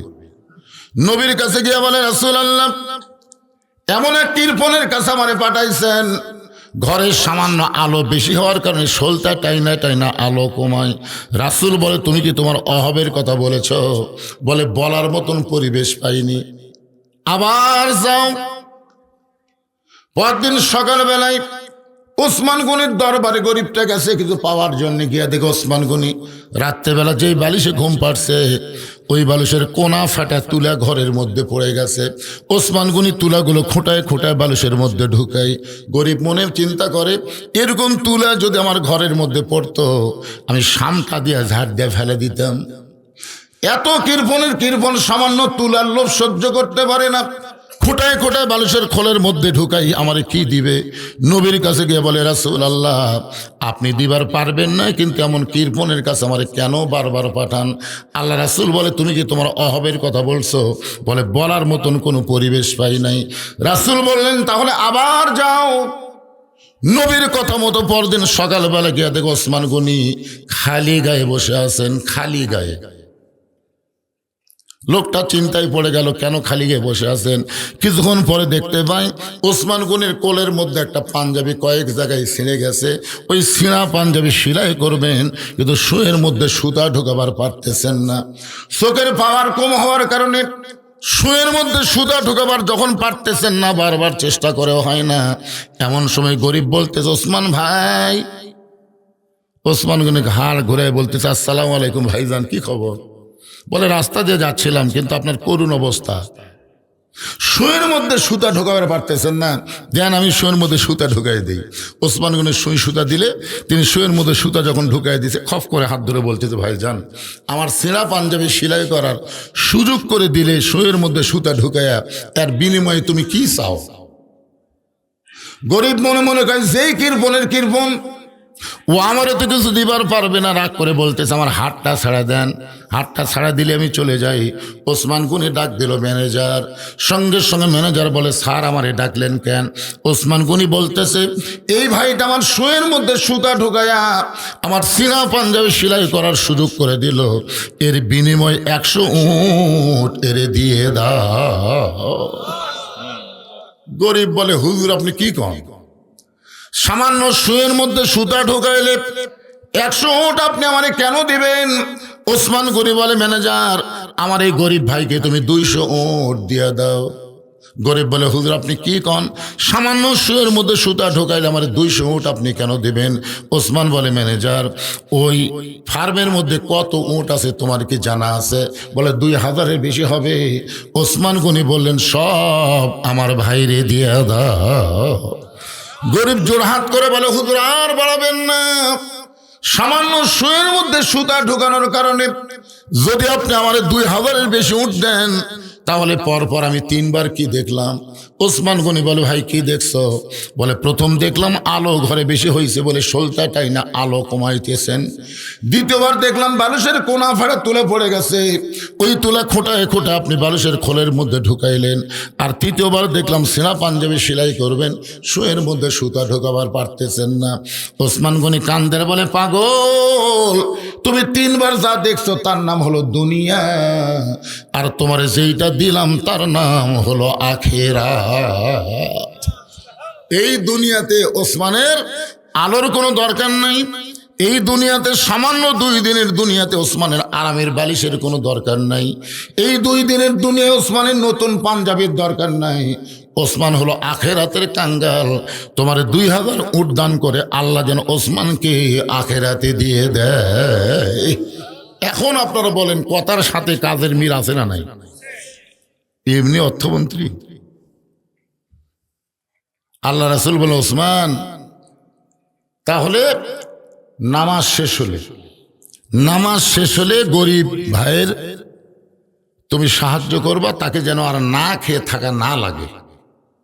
এই কথা আল্লাহ রাসূল ওসমানকে বলি গরিবের দিকে তাকায় বলতেছে আজকের দিনে বসাই নামাজ পড়ো, আজকের দিনে বসাই নামাজ পড়ো, মাটির বসা নামাজ হবে কিন্তু সিয়ারত হবে না। আমার কথাকে বুঝতে পারলেন? সিয়ার আর মাটি দুইটাকে এক না তো। চেয়ারত বসলে পাওনি 3 আদায় হয় না, আনুগত্য হয় না। অনেক লোক আবার কতগুলো দেখবেন চেয়ার দিকে হেলান দেয় না, নামাজ তো খাড়া হবার পারেনি, চেয়ারত বসে আবার হেলান মারেছে। হেলান আল্লাহর সঙ্গে গাদ্দারি করা যাবে? আল্লাহ রাসূল বললেন আজকের দিনে তুমি মাটিতে বসাই নামাজ পড়ো, কারণ 3 দিন না খাওয়ার কারণে এত দুর্বল যখন হয়েছে ওটা আবার বাড়তেছ না। আজকের দিনে বসাই নামাজ পড়ো। নামাজ শেষ হওয়ার সঙ্গে সঙ্গে ওসমানের কাছে যাবে, ওসমান এমন দেওয়া দিবে তোমার আর কোনোদিন না খেয়ে থাকা লাগবে না। সুবহানাল্লাহ রাখেন। ওসমান গনি কি কম দিবি? কি মনে হয়? শোয়ের মধ্যে সুতা ঢুকালে কড্ডি দেয়, 2000 কি দেয়? উট বোঝেন? আমরা কয়েকবার হজ করবার গেছি, এখন পর্যন্ত ছাগল ছাড়া দুম্বাই কুরবানি দিবার পারিনি। একবার 7 জন হাজি মিলে উটের বাজারে গেছিলাম, উটের দাম শুনে সবাই কানো থাক দেখায় না ভাই এই টাকাতে যায় নামাজ কিনবো, খুরমা খেজুর কিনবো, কিন্তু উটের ধারে যাবো না। পরে ওই যে ল্যাড় ভেড়া একটা ছাগল যেটা দেশত আমরা দিই ওইটাই আবার কুরবানি করে সব বাড়িতে আসে। খোঁজলা দেখবেন উট কুরবানি দেওয়ার মতন হাজি আপনাকে শেরপুরে নেই, এক দবির হাজি থাকলে হতে পারে, অন্য কেউ দিবি না। একটু মনোযোগ দিয়ে শুনবেন। আল্লাহ রাসূল বললেন নামাজ যখন শেষ হবে ওসমানের কাছে যাবে, ওসমান এমন দেওয়া দিবে তোমার আর কোনোদিন না খেয়ে থাকা লাগবে না। ওই দুর্বল সাহাবী ছোট বাচ্চার মতন জোরে জোরে কান্না শুরু করছে। রাসূল বললেন কি জন্যে কান্দো? সাহাবীরা বলতেছে রাসূলুল্লাহ আজকে 3 দিন হলে না খাওয়ার কারণে আমার দেহ দুর্বল হয়ে গেছে, কিন্তু আমার ঈমানটা এখনো দুর্বল হয় নাই। আমার বিশ্বাস আল্লাহ আমাকে সাহায্য দিবে, আল্লাহ আমাকে সাহায্য দিবে, কারণ ইয়্যাকা না'বুদু ওয়া ইয়্যাকা নাস্তাইন। আমি ইবাদত করি কার? আমি সাহায্য চাই কার কাছে? যতক্ষণ আমার ঈমান বলবে আল্লাহ আমাকে সাহায্য দিবে, দরকার হলে আমি না খাইয়া মরে যাব, কিন্তু আমার আল্লাহ বাদ দিয়া ওসমানের কাছে আমি যাব না। আস্তাইনু বিসসবরি ওয়াসসালাহ। দরকার হলে ওই দুর্বল সাহাবী বলতেছে আমি না খাইয়া মরেই যাব, কিন্তু আমার আল্লাহ বাদ দিয়ে আমি ওসমানের কাছে যাব না। এই কথা যেই বলেছে সঙ্গে সঙ্গে আল্লাহ নবী বললেন আজকে আসরের নামাজ দেরিতে হবে। কি হবে? আকামত কিন্তু হয়ে গেছে। হযরত বেলাল কি দিচ্ছে? আকামত দিচ্ছে। আর এই সময় রাসূল বললেন আজকে আসরের নামাজ দেরিতে হবে। এই কথা বলে আল্লাহ রাসূল মেহরাব থেকে ওই দুর্বল সাহাবীর দিকে পা বাড়াইছে। মসজিদ তো আমাদের আপনাদের মসজিদ ছোট মসজিদ না, মসজিদ নববী ছোট মসজিদ। আল্লাহ রাসূল মেহরাব থেকে যখন দুর্বল সাহাবীর দিকে পা বাড়াইছে, এমন সময় হযরত ওমর আল্লাহ রাসূলের জুব্বা টেনে ধরছে। আইন মন্ত্রী, ধরে কোন কি মন্ত্রী? আইন মন্ত্রী জুব্বা টেনে ধরে বলতেছে ইয়া রাসূলুল্লাহ, আপনার জুতার পরশে আল্লাহর আরশ ধন্য হয়ে যায়। সুবহানাল্লাহ না কেন? আপনার জুতার পরশে আল্লাহর আরশ ধন্য হয়ে যায়, আর আপনি কেন দুর্বল সাহাবীর কাছে যাবেন? আপনি হুকুম দেন, টেনে আপনার কাছে নিয়ে আসবো। ওমর ফারুকের আইনে আইন মন্ত্রী মনে মনে চিন্তা করতেছে ওই সাহাবী হয়তো বেয়াদবি করছে, কারণ নবী বলতেছে নামাজ শেষ করে ওসমানের কাছে যাও, আর উনি বলতেছে আমি বেঁচে থাকা অবস্থায় যাবো না। তার নবীর সাথে বেয়াদবি হলো না? কথা বলেন, হলো কি হলো না? এই জন্যে উমর ফারুক বলতেছে হুজুর আপনার জুতার পরশে আল্লাহর আরশ ধন্য হয়, আপনি কেন ওর কাছে যাবেন? বরং আপনি হুকুম দেন, অক্সিয়াং দোলা করে আপনার কাছে নিয়ে আসতেছি। এমন সময় আল্লাহ নবী বলেন, ওমর তুমি দুই চোখ দিয়ে দুর্বল সাহাবী দেখতেছো, এই দুইটা চক্ষু বন্ধ করো। আমি নবী কেন ওর কাছে যাই এটা তুমি দুই চোখ দিয়ে দেখলে বুঝতে পারবা না। সুবহানাল্লাহ। আমি নবী কেন দুর্বলের কাছে যাচ্ছি এটাই দুই চোখ দিয়ে দেখলে বুঝতে পারবা না। এটা দেখবার গেলে তোমার দুই চোখ বন্ধ করে দেখা লাগবে। এখন আপনাদের কাছে আমার প্রশ্ন হলো, দুই চোখ বন্ধ করে কি দেখা যায়? আমরা সেই মুসলমান দুই চোখ বন্ধ করে দেখতে পাই না। অথচ ছোটবেলায় প্রত্যেকটা মুরব্বী লেখাপড়া করছে, একে চন্দ্র, দুয়ে পক্ষ, তিনে নিত্র। নিত্র মানে চোখ। চোখ কয়টা? তাহলে দুই চোখ বন্ধ করলে দেখা যায় না, তো ওই চোখের খবর কি?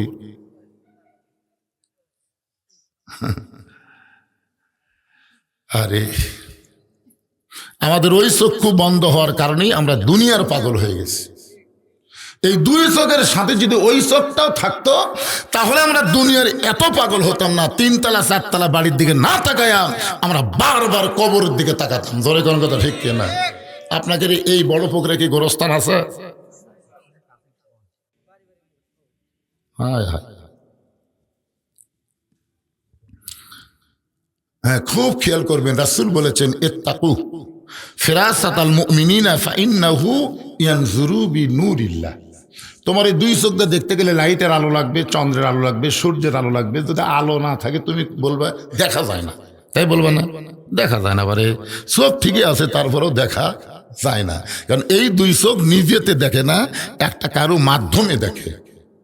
কিন্তু ওই চোখ, ওই যে তৃতীয় চোখ, এই চোখ কিন্তু লাইট, চন্দ্র, সূর্য লাগে না, এই চোখ দেখে আল্লাহর নূরের সাহায্যে। ধরে কোন সুবহানাল্লাহ, ইয়ানজুরু বিনূরিল্লাহ। আপনার বলেন তো এই দুই চোখ খুলবে কেমনে, কোন আমলের দ্বারা? এতক্ষণ ধরে যে ওয়াজ করতেছি কিসের? এই কথাটা কর না কেন? কোন আমলের দ্বারা? আরো জোরে বলেন। রাসূল কেন বললেন আনতা আবুদুল্লাহ কাআন্নাকা তারাহু ফাইন লাম তাকুন তারাহু ফাইন্নাহু ইয়ারাকা? রাসূল কেন বললেন আসসালাতু মিরাজুল মুমিনিন, নামাজ হচ্ছে মুমিনদের মেরাজ? এগুলা কি রাসূল ইয়ার কি করে বলছে? আজকে সেই মসজিদকে কেন্দ্র করে মাহফিল। এখন আল্লাহ রাসূল কেন দুর্বল সাহাবীর দিকে যাচ্ছে? ওমরকে যে গরম বক্তব্য দিলেন যে দুই চোখ বন্ধ করে, ওই চোখ দিয়ে দেখো আমি কেন দুর্বল সাহাবীর দিকে যাচ্ছি। এই জায়গায় আমি ওয়াজটা আপাতত বন্ধ রেখে আমার এই চুপ করা মা বোনদের জন্য কিছু কথা বলা লাগবে, কিছু কথা বলা লাগবে। কারণ এরা কিন্তু রাগ করাই মুখ বন্ধ করে চলছে। দেখি হুজুর আমাকে ওয়াজ করে কখনো। আল্লাহ রাসূল একদিন ফাতেমাকে বলল, ফাতেমা তুমি একটা আমলের কারণে আল্লাহ তোমাকে জান্নাতি নারীদের নেত্রী বানাচ্ছে। সেই আমলটার নাম হলো পর্দা। ফাতেমা বলতেছে, বাবা তাহলে পৃথিবীর মধ্যে আমি হলাম সবচাইতে শ্রেষ্ঠ, যে আল্লাহ আমাকে জান্নাতি নারীদের নেত্রী বানায় দিছে। সুবহানাল্লাহ না কেন? আল্লাহ রাসূল বলেন, ফাতেমা তুমি যেন মন খারাপ করো না, আমি একটা কথা বলবো, আল্লাহ আমাকে জানাইছে। কে জানাইছে? আল্লাহ তোমাকে জান্নাতি নারীদের নেত্রী বানাইছে, এটা যেমন ঠিক, তবে তোমার আগে একজন মেয়েকে আল্লাহ জান্নাত দিবে। আর আপনার সুবহানাল্লাহ বলতেছেন না? রাসূল বলেন, ফাতেমা আল্লাহ তোমাকে জান্নাতের নেত্রী বানাইছে, কিন্তু তোমার আগে একজন মেয়েকে আল্লাহ জান্নাত দেবে। সঙ্গে সঙ্গে ফাতেমার মনটা খারাপ করে বলে, বাবা আমার আগে যে মেয়েটা জান্নাতে যাবে, এই মেয়েটা এমন কি আমল করলো, ওই মেয়েটার পরিচয় কি, মেয়েটা থাকে কোন জায়গায়? আল্লাহ নবী বলেন, ফাতেমা ওই দেখো একটা পাহাড় দেখা যায়, পাহাড়ের সামনে একটা জঙ্গল দেখতে পাও। বলে হ্যাঁ। ওই জঙ্গলের কাছে ছোট্ট একটা ঝুপড়ি বাড়ি, ওই বাড়িটা হলো একটা কাঠুরিয়ার বাড়ি। ওই কাঠুরিয়ার বিবি জামিলাকে আল্লাহ তোমার আগে জান্নাত দিবে। আপনারা তো সুবহানাল্লাহ করছেন, কিন্তু ফাতেমা সুবহানাল্লাহ। ফাতেমার চোখ দিয়ে পানি বের করে বলে, বাবা ওই একটা সাধারণ কাঠুরিয়া, হাত কেটে খায়, একটা সাধারণ কাঠুরিয়ার বউ আমার আগে জান্নাতে যাবে, এমন কি আমল করলো, সে আমলটার কথা আমাকে একটু বলে দেন। আল্লাহ রাসূল বলে, ফাতেমা কোন আমলের কারণে আল্লাহ কাঠুরের বউকে তোমার আগে জান্নাতে দিবে এটা আমি বলতে পারবো না, তুমি তদন্ত করে জেনে নাও। এ মায়েরা যারা বসে আছেন শোনেন, ফাতেমার আগে যে মেয়েটা জান্নাতে যাবে কি আমল করে এটা তদন্ত করে জেনে নাও। পরের দিন ফাতেমা আসরের নামাজের পরে চুপি চুপি পর্দা নিশে ফাতেমা জামিলার বাড়ির দরজাত গেছে আমল জানার জন্য। কি জানার জন্য?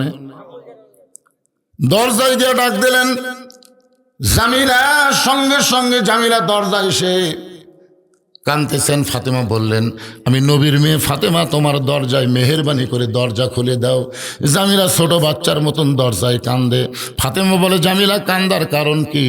বলে, আমার সারা জীবনের সাধনা, আমি নবীর মেয়ে ফাতেমাকে এক নজর দেখতে চাই। ফাতেমা বললেন, দরজা খুললি আমার সঙ্গে দেখা হবে, তাহলে কান্দো কেন?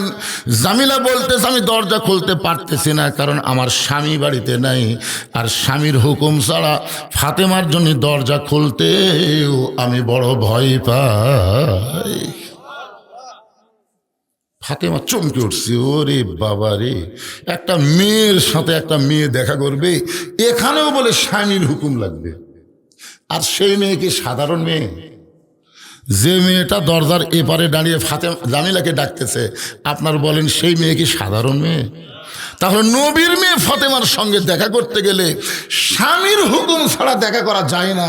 এই মেয়েটা কি এটা আমাকে জানাই লাগবে। ফাতেমার আগ্রহ আর বেড়ে গেছে। জামিলা বলতেছে, মন খারাপ করেন না, আজকের মতো আপনি ফেরত যান, আগামীকাল এই সময় আসা মাত্রই আমি দরজা খুলে দিব, আমার সঙ্গে আপনার দেখা হবে।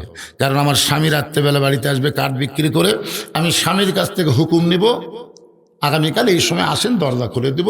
ফাতেমা বললেন, অবশ্যই আসবো ইনশাআল্লাহ। চলে আসলেন বাড়িতে। পরের দিন আসরের নামাজের পরে ফাতেমা যখন আবার জামিলার বাড়ির দিকে রওনা দেয়, এমন সময় ফাতেমার ছোট ছেলে হোসাইন সামনে দাঁড়ায় বলে, মা গতকাল অনেক বেলা অনেকক্ষণ আপনাকে খুঁজেছি মা, অনেকক্ষণ পর্যন্ত খুঁজেছি, কিন্তু আপনাকে বাড়িতে পাই নাই। গতকাল এই সময় কোথায় গেছিলেন, আজকেও কোথায় যাবেন? আজকে আর আপনাকে একা যাইতে দিব না, আমি হোসাইন আপনার সঙ্গে যাবার চাই। হাসান হইলে বুঝান যাইতো, কিন্তু হোসেন জেদি হওয়ার কারণে ফাতেমা কিছুই বলতে পারতেছেন না।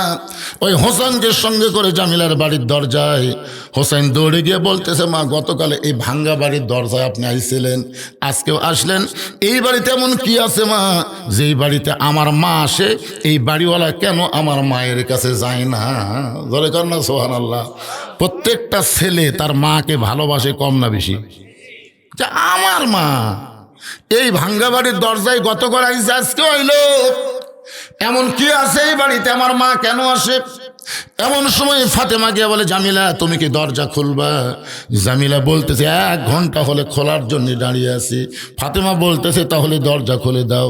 জামিলা বলতেছে, কে যেন আপনাকে মা মা বলে ডাকতেছে, ওই বাচ্চাকে নিয়ে যদি আপনি ঢুকতে চান তাহলে আজকের মতো আপনি ফেরত যান, কারণ আমার স্বামী শুধু আপনার ব্যাপারে দরজা খোলার হুকুম দিছে, আপনি বাচ্চা কাচ্চা নিয়ে আসবেন এই ব্যাপারে তো আমার স্বামী হুকুম দেয় নাই।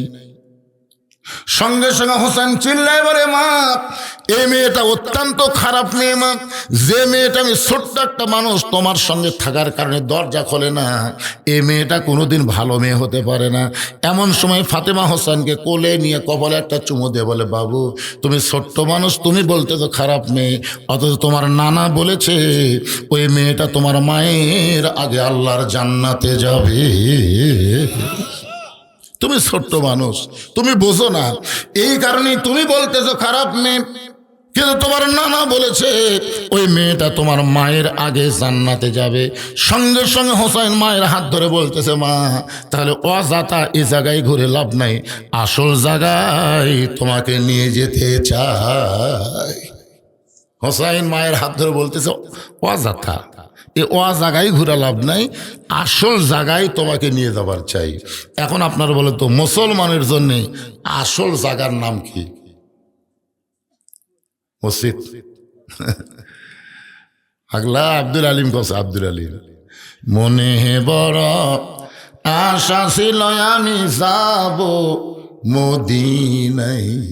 ওই সময় কিন্তু বহু আলেম আব্দুল আলিমের এই গানে খুব রাগ করছিল। ওই সময় রাগ করে বলেছিল, আব্দুল আলিম তো মূর্খ মানুষ, এই জন্য কি করতে কি কয়। আব্দুল আলিম বললো, আলিম সাহেবরা কি বলা লাগবে? তখন আলেমেরা বললো, আপনি বলেন, মনে বড় আশা ছিল আমি যাব মক্কা মদিনায়।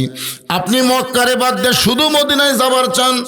মক্কা আল্লাহর ঘর, মদিনায় রাসূলের রওজা। আব্দুল আলিম বললেন, রে আলেমেরা শোনো, আল্লাহ কোরআনে বলেছেন, কুল হে রাসূল আপনি বলেন, ইন কুনতুম তুহিব্বুনাল্লাহ ফাত্তাবিউনি, কেউ যদি আল্লাহকে পাওয়ার চায় নবী ছাড়া আল্লাহ পাওয়ার কোনো উপায় নাই। মদিনার মানুষটাকে যদি হাত করতে পারো, মদিনার মানুষটার আদর্শ যদি অনুসরণ করতে পারো, তাহলে শুধু মক্কা না, মক্কার মালিক আল্লাহ পর্যন্ত তোমার হয়ে যাবে। এখন বলেন আসল জায়গা কোনটা, মক্কা না মদিনা? আরো জোরে কন। আচ্ছা, সরকার যদি আপনাদের সুযোগ দেয়, যে আপনাদেরকে সুযোগ দিলাম মক্কা মদিনার যে কোনো জায়গায় যাওয়া লাগবে ফিরি ফিরি, যারা মক্কার যাবা তারা মদিনার যাওয়ার পারবে না, আর যারা মদিনার যাবা তারা মক্কার যাওয়ার পারবেন না, আপনারা কোন জায়গার টিকিট কাটবেন? দেখছেন, আমি দেখছি রে ভাই, যখন মক্কা থেকে মদিনায় যাওয়ার কথা মুআল্লিম বললো যে আগামীকাল ফজরের পরে আমরা মদিনার উদ্দেশ্যে রওনা দেব, আমি দেখছি সারা রাত একটা হাদিস আমরা ঘুম পাড়িনি। মদিনার যাওয়ার জন্য এমন ব্যাকুল, বুঝলেন, খালি কান দেখা, হুজুর মদিনার যা কোন আমল বেশি করলে নবীর সাথে দেখা হবে। আরে পাগলা, নবীর কাছেই তো যাচ্ছে, বেশি বেশি দরুদ পড়বে। আমি দেখি কেউ ঘুমায়নি। আবার যেদিন বলতেছে আজকে মদিনার থেকে মক্কার যাওয়া লাগবে, দেখি সব কাঁদতেছে। আমি কান্দেন কেন? মক্কা আল্লাহ না হুজুর, মদিনার থেকে যাওয়ার মন চায় না হুজুর। মদিনায় কি আছে? যারা হজ করবার গেছে তারা বুঝবার পারবে কি আছে মদিনায়। রাসূল যখন মদিনায় ছিল তখন মক্কার কাফেরেরা কাবা ঘরের মধ্যে 360টা মূর্তি ঢুকেছে। তোর এখন কথা ঠিক কিনা? যখন রাসূল মক্কা বিজয় করলেন, কাবা ঘরের ভিতর থেকে মূর্তিগুলো বের করে যখন ভাঙতেছিলেন, সাহাবেরা বললেন, ইয়া রাসূলুল্লাহ, আল্লাহর ঘর, অথচ কাফেরেরা মূর্তি ঢুকালো, আল্লাহ কি করলো? আল্লাহ নবী বললেন, সাহাবীরা শোনো, আল্লাহর ঘর নিরাপদ তখনই থাকবে যখন আল্লাহওয়ালারা আল্লাহর ঘরের কাছে থাকবে। আল্লাহওয়ালারা না থাকলে আল্লাহর ঘরের মধ্যে কুত্তা ঢুকবে, আল্লাহর ঘরের মধ্যে গরু ঢুকবে। জোরে কোন কথা ঠিক কথা কন না? যদি আপনাকে এলাকায় মুসল্লি না থাকে, মসজিদ টাইস করা, আমি দেখছি আক্কেলপুরে এক মসজিদের মধ্যে আসর পড়বার যায়, মসজিদে টাইসের উপরে হাত দিয়ে দেখলাম ধুলে। কে রে মুয়াজ্জিন সাহেব, ধুলে কেন? এই যে ধুলে, হুজুর আজান দিয়ে আকামত দিয়ে কেউ আসে না, খামাকা ঝাড় দিয়ে কি হইবে? আজান দিয়ে আকামত দিয়ে কেউ আসে না, আমি সেই জন্য ঝাড়িও দিই না। আপনি দেখেন আমার জায়গা ধুলে নেই, গামছার 2 বাড়ি মেরে আল্লাহ আকবার নামাজ পড়ে চলে যায়। তা আমি বললাম তাহলে মসজিদকে ঝাড় দেও না? ওই নামাজের দিন দেই হুজুর, নামাজের দিন। আমি বললাম, নামাজের দিন কোনটা? বলে আক্কের উপর লোকেরা জুমার দিন নামাজের দিন কয়, ওই এক উক্ত নামাজ ছাড়া আর নামাজ পড়ে না। আল্লাহ কোরআনে বলেছেন ফাওয়াইলুল লিল মুসাল্লিন, যারা জুমার দিন শেষে এসে আগে যায় এরা আল্লাহর মুসল্লি না, এরা হলো শয়তান। ধরে বলেন এরা কি? এরা হলো শয়তান। হোসাইন মায়ের হাত ধরে টেনে টেনে আল্লাহর নবীর কাছে নিয়ে আইছে। ফাতেমা বলতেছে বাবা আমার কোনো দোষ নাই, আমি প্রথম দিন গেছি স্বামী না থাকার কারণে দরজা খোলে নাই, আমি দ্বিতীয় দিন গেলাম হোসাইন সঙ্গে থাকার কারণে দরজা খুললো না, আরো 10 দিন যাবো বাবা, কিন্তু এই হোসাইন আমাকে আপনার কাছে নিয়ে আইছে, আমার কোনো দোষ নাই, আমার কোনো দোষ নাই। কোন আমলের কারণে? ওই কাঠুরের বউ জামিলা আমার আগে জান্নাতে যাবে এটা আমি জানবার চাই, দরকার হলে কয়বার যাব। কিন্তু এই হোসাইন সব নষ্ট করছে। হাত ধরে আপনার কাছে নিয়ে আইছে, আমার কোনো দোষ নাই। সঙ্গে সঙ্গে হোসাইন মায়ের হাতটা ছাইড়া দিয়ে এক দৌড়ে গিয়ে নানার হাত ধরে বলে নানা, আমার যেই মাকে আপনি কাঠুরার বাড়ির দরজাত পাঠালেন আপনি কি আমার মারে চিনেন? ও নানা আপনি কি আমার মারে চিনেন? নানা গো আপনার কাছে আমার প্রশ্ন হলো আপনার মা আর আমার মা এই 2 জনের মধ্যে কার মার দাম বেশি? আপনি যদি আপনার মারে পাঠাইতেন আমার কোনো আপত্তি ছিল না, কারণ আপনি একদিন বলেছেন আমার মা জান্নাত পাবে কি পাবে না তার কোনো গ্যারান্টি নাই, কিন্তু হোসেনের মা ফাতেমা শুধু জান্নাত পাবে না, জান্নাতি নারীদের নেত্রী হবে। যেই হোসেনের মা জান্নাতি নারীদের নেত্রী হবে তাকে আপনি পাঠাছেন একটা কাঠুরের বইয়ের দরজাত। আপনি আর মা চিনেন? ওরে বাবা রে! আল্লাহ রাসূল বলে হোসাইন তুই কি বলবার স্যার? হোসাইন বলতেছে কোন আমলের কারণে ওই কাঠুরের বউ জামিল আমার মায়ের আগে জান্নাতে যাবে এটা যতক্ষণ আপনি না বলবেন আপনার হাত আমি ছাড়বো না। দেখি তো কি করেন। নবীর হাত এভাবে চাপিয়ে ধরে বুকের মধ্যে তুলছে, জেদি বেশি বুঝলেন না। সঙ্গে সঙ্গে আল্লাহ নবী ডাকছে আলী রে, কে রে আলী? আলী দৌড়াইছে, হুজুর আমারে ডাকলেন কেন? দেখ তোর বেটা যেভাবে আমার হাত চাপে ধরছে। আলী বলতে চাই হোসেন এই নানার হাত ছেড়ে দাও। হোসেন বলতেছে আব্বা আপনি জানেন কি কাম করছে? আমার মাকে কাঠুরের বউয়ের বাড়ির দরজা পাঠাছে আর বলেছে ওই কাঠুরের বউ নাকি আমার মায়ের আগে জান্নাতে যাবে। আপনি বলেন এটা কি নানা ঠিক করছে? আলী বলতেছে আরো জোরে ধর, আরো জোরে ধর। নবী বলতেছে হাত ছাড়ানোর জন্য তোকে ডাকলাম আর তুই আরো জোরে ধরতে পারিস কেন? আলী বলতেছে হুজুর আপনি এই কথা মেয়ে মানুষ বলবার গেলেন কেন? কে আগে জান্নাতে যাবে এটা পুরুষকে বলেন। আবু বকর আগে যাবে, তারপরে উমর যাবে, তারপরে ওসমান যাবে, তারপরে আলী যাবে। আমরা মরদ মানুষের বিশ্বাস হলো জান্নাত পালি হলো, আগে কি আর পরে কি পালি হলো। জোরে কোন কথা ঠিক কিনা? এইটা মেয়ে মানুষ কবার গেছেন কেন? আপনি জানেন মেয়ে মানুষ কি জাত? সোনাল্লাহ কন্যা কেন? হয়তো আলী নবীকে বলতেছে এইটা মেয়ে মানুষকে কেন বলবার গেলেন? আল্লাহ রাসূল বলে আলী একদিন তোমাকে নিষেধ করেছিলাম, আজকে তোমাকে বলার হুকুম দিয়ে দিলাম। ধরে কোন সুবহানাল্লাহ। ফাতেমা বলে স্বামী গো আমার বাবা একদিন আপনাকে বলতে নিষেধ করেছিল, আজকে বলার হুকুম দিল, বলেন তো বিষয়টা কি? আলী বলতেছে কোন আমলের কারণে জামিলা তোমার আগে জান্নাতে যাবে ওটা আল্লাহর নবীও জানি আমিও জানি। ফাতেমা বলতেছে আপনি জানেন তো আমাকে বলেননি কেন? বলা নিষেধ, তোমার বাবাই আমাকে নিষেধ করছে। তোমার বাবাই বলেছে আনা মাদিনাতুল ইলমি ওয়া আলিউ বাবুহা, আমি হচ্ছে এলেমের শহর, আলী হচ্ছে তার দরওয়াজা। তোমার বাবার মধ্যে যত এলেম আছে আমার দরজা দিয়ে সে এলেম দুনিয়াতে প্রকাশ পাবে। ধরে কেন সুবহানাল্লাহ। কিন্তু এখন শহরে যদি নিষেধ করে আমি দরজা কেমনি খুলবো? রাসূল বলেন আলী আজকে বলে দাও। হোসেন যেভাবে আমার হাত ধরে আছে বলে দাও, বলে দাও। এবার হযরত আলী বলতে ফাতেমা তাহলে শোনো, কোন আমলের কারণে কাঠুরেরও জামিলা তোমার আগে জান্নাতে যাবে এইটা যদি শুনবার চাও তাহলে তোমাকে ধৈর্য ধারণ করা লাগবে। কারণ একজন মেয়ের কাছে আর একজন মেয়ের প্রশংসা করলে মেয়েরা ধৈর্য ধরতে পারে। করে দেখছেন কোনদিন? আমি একদিন আমার বইয়ের কাছে খালি বলছি, আল্লাহ যদি আমাকে জান্নাতে হুর দেয়, হুরের চোখ হবে এইরকম, মুখ হবে এইরকম, মানে হুরের কথা বলতেছি কোরআন থেকে। আর বউ দেখি বালুচ বগলের মধ্যে লিয়ে বের হয়ে যাচ্ছে। আমি কোথায় যাও? হুরুক লিয়ে থাকে না, আমার কি দরকার? আমি সেই দিন থেকে তওবা করছি, কোনো মেয়ের প্রশংসা তো বইয়ের কাছে করাই যাবে না, এমনকি হুরের কথাও বলা যাবে না। তারা এত হিংসুক, বেহেশতের হুরকেও সতীন মনে করে। ধরে কথা কন না কেন ভাইজান? দেখেন কান ফেলে খালি শুনতেছে। আরে হিংসা হওয়া ভালো। স্বামী কোনো মেয়ের না হোক, প্রত্যেকটা মেয়ে এভাবে স্বামীকে ভালোবাসা দরকার। ধরে এখন কিনা এমন ভালোবাসা দেন, বাহিরের একটা মেয়ের দিকেও আপনার স্বামী তাকাবে না, ঘরতে এসে আপনাকে দেখলে পাগল হয়ে যাবে।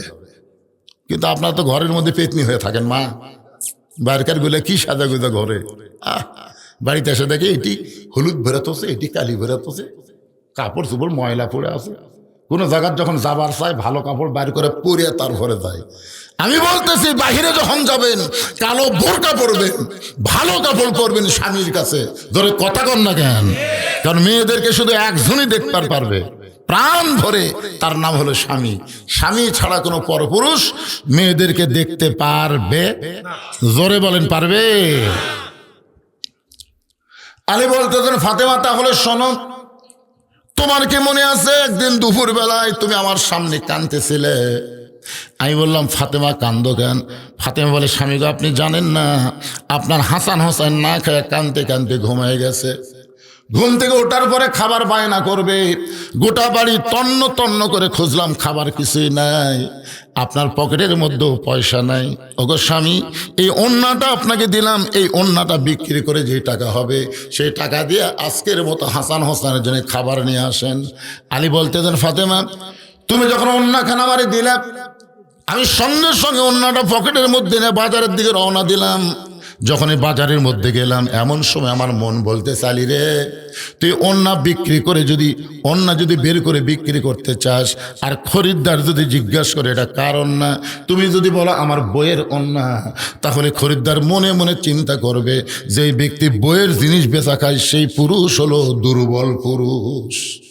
আপনার বলেন তো হযরত আলী দুর্বল না সবল? কদ্দুর সবল?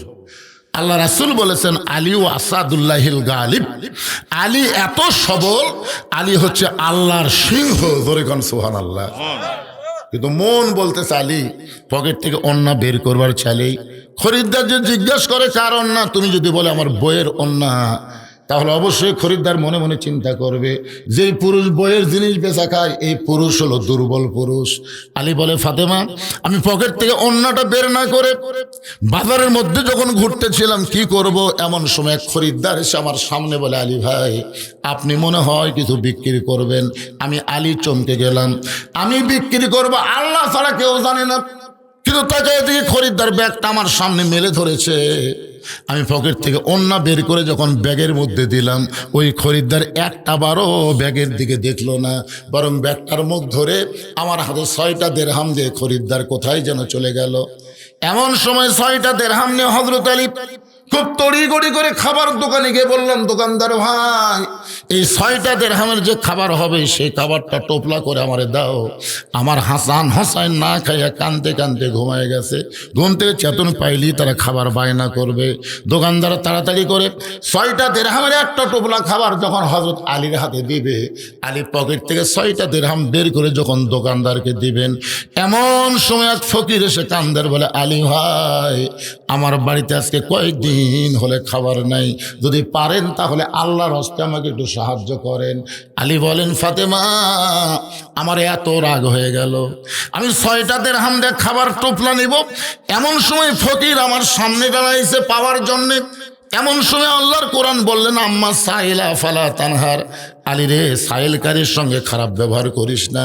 আমি 6টা দিরহাম থেকে একটা দিরহাম যখন ফকিরকে দিবার চাই, এমন সময় আল্লাহর কোরআন বলতেছে ওয়ামা তুনফিকু মিন শাইইন ফি সাবিলিল্লাহি ওয়াফা ইলাইকুম ওয়া আনতুম লা তুজলামুন।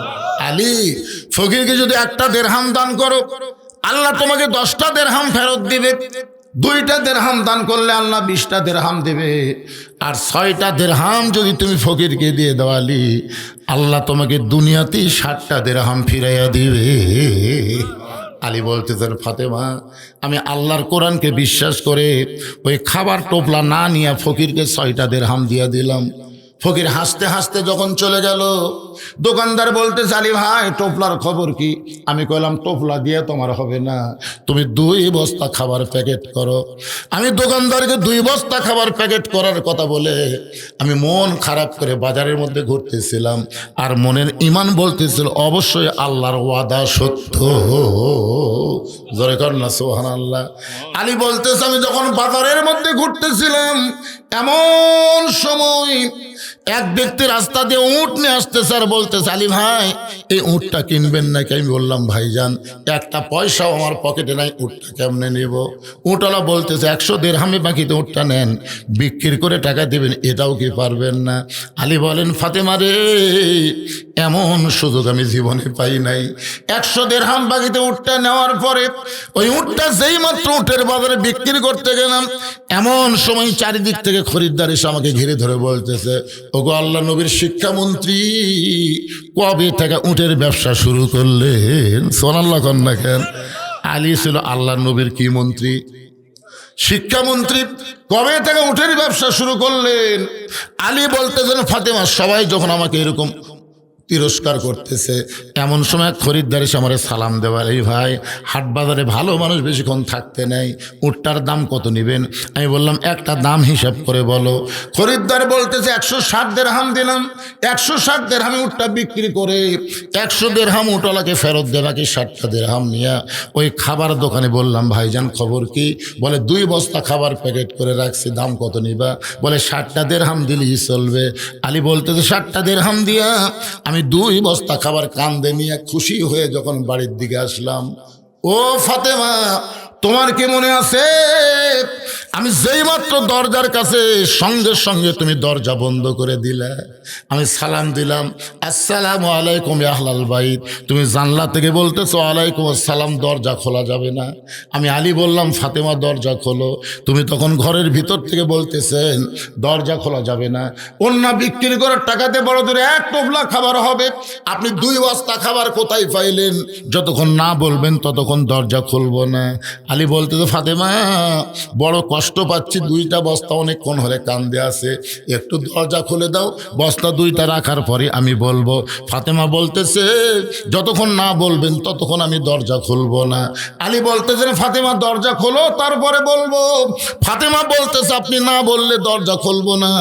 এমন সময় আল্লাহর কোরআন আমার সামনে বলতেছে আর রিজালু কাওয়ামুনা আলান নিসা, আলী রে পুরুষ থাকবে উপরে, নারী থাকবে নিচে, খবরদার যতক্ষণ পর্যন্ত ফাতেমা দরজা খুলবে না ততক্ষণ পর্যন্ত বস্তার খবরও তুমি বলবা না। জোরে কান না সুবহানাল্লাহ। আল্লাহর কোরআন বলতেছে আলী আর রিজালু কাওয়ামুনা আলান নিসা, যতক্ষণ ফাতেমা দরজা খুলবে না খবরদার বস্তার কথা বলবা না। আলী বলে ফাতেমা তুমি যখন দরজা না খুললে জিদ করে, আমি তখন জিদ করে 2 বস্তা কান্দে নিয়ে আল্লাহর নবীর কাছে আসলাম। এসে দেখি আল্লাহর নবী বসে আছে, আমাকে দেখা মাত্রই নবী উঠে এসে আমার কাঁধ থেকে 2টা বস্তা নামায় নিয়ে আমার কপালে চুমা দিলে। আমার মুখটা ভার দিকে রাসূল বলে আলী আমি বসে থাকা মানুষ উঠে এসে তোমার কাঁধ থেকে 2 বস্তা নামাই দিলাম, তোমার কপালে চুমা দিলাম, তারপরেও তোমার মুখে হাসি নাই। আমি তখন বললাম আপনি নবী ভালো কিন্তু আপনার মেয়ে ভালো না, আপনি বাপ ভালো কিন্তু আপনার মেয়ে ভালো না। সঙ্গে সঙ্গে রাসূল বলে আলী যে কথা একবার বলেছ এ কথার দ্বিতীয়বার বলো না, আমার ফাতেমা ভালো না, মেয়ে ভালো না, এ কথা কেমনে বললে? বলে হুজুর আপনি জানেন কমপক্ষে 10 বার বলেছি দরজা খোলো, প্রত্যেকবারে বলেছে বস্তার মধ্যে কি আছে, কেন 2 বস্তা পালেন? অন্য বিক্রি করার টাকা দিয়ে বড় জোর 1 টোপলা হবে, আপনি 2 বস্তা কোথায় পাইলেন? যতক্ষণ না বলবেন ততক্ষণ দরজা খুলবো। আমি বলেছি খোলা মাত্রই বলবো। বলে না আগে বলেন তারপরে খুলবো। এরকম জিদ করে যখন দরজা খোলেনি আমি রাগ করে আপনার কাছে আইছি। আল্লাহ রাসূল বলে আলী ফাতেমা ইচ্ছা করেই দরজা খোলেনি, না খোলার কারণ হলো তোমাকে আমার কাছে পাঠাইয়া দেওয়া। আলী বলতে হুজুর আপনার কাছে আমাকে পাঠানোর উদ্দেশ্য কি? রাসূল বললেন 4 কারণ। তোরে কোন কয় কারণ? 1 নম্বর কারণ হলো, কে তোমার কাছ থেকে ওন্না কিনেছে তুমি তাকে চিনো? আলী বলতে হুজুর আমি তো চিনি না। আল্লাহ রাসূল বললেন, কে তোমার কাছে ভিক্ষা চাইছে তুমি তাকে জানো? আলী বলে, না হুজুর আমি তো জানি না। আল্লাহ রাসূল বলে, কে তোমার কাছে উট বিক্রি করলো তুমি তাকে চিনো? কয়, না আমি তো চিনি না। কে খরিদ্দার হয়ে উট কিনলো তুমি জানো? জানি না। তো এগুলো জানা লাগবে না? এগুলো জানার জন্যই তো আমার মেয়ে তোমাকে বস্তা সহ আমার কাছে পাঠিয়ে দিছে। ধরে কর না সুবহানাল্লাহ। এখন বলো আলী, ফাতেমার ওন্না কে কিনেছে? কোন খরিদ্দার তোমার কাছ থেকে ভিক্ষা নিল? কোন ফকির তোমার কাছে ভিক্ষা নিল? কোন কে তোমার কাছে উট বিক্রি করলো? কোন খরিদ্দার তোমার কাছে উট কিনে নিল? তুমি কি জানবার চাও? আলী বলতেছে 1 কোটি বার জানবার চাই।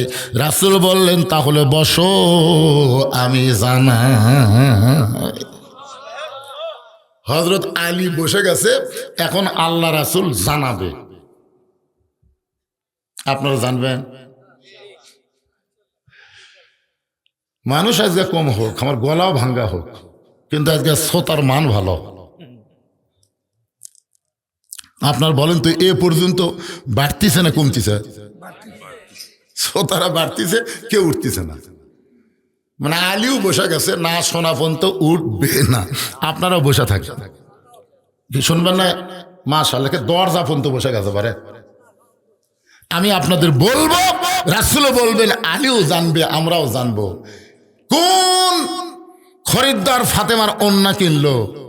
কোন ফকির আলীর কাছে ভিক্ষা নিল? কে আবার উট বিক্রি করলো? আবার খরিদ্দার হয়ে কে উট কিনলো? রাসূল আলীকে জানাবে, আমরাও জানবো ইনশাআল্লাহ। আমার মায়েরাও ধৈর্য নিয়ে বসে আছেন। তবে মসজিদের জন্য 10টা মিনিট আমি একটু আপনাদের কাছে হাত বাড়াবো। এ আল্লাহর ঘরের উদ্যোগে, আল্লাহর ঘরের উন্নয়ন কল্পে মাহফিল। আমাকে একজন যিনি প্রধান অতিথি, তিনি আমাকে মোবাইলে বলে দিয়েছে, হুজুর আপনি আমার বাবার জন্য প্রাণ খুলে দোয়া করবেন। জনাব মোহাম্মদ ইউসুফ আলী রনি, উনি আল্লাহর ঘর মসজিদের জন্য 1 লক্ষ টাকা দিবে। ধরে করেন সুবহানাল্লাহ। উনি 1 লাখ টাকা দিবেন। মসজিদের কি কাম বাকি আছে?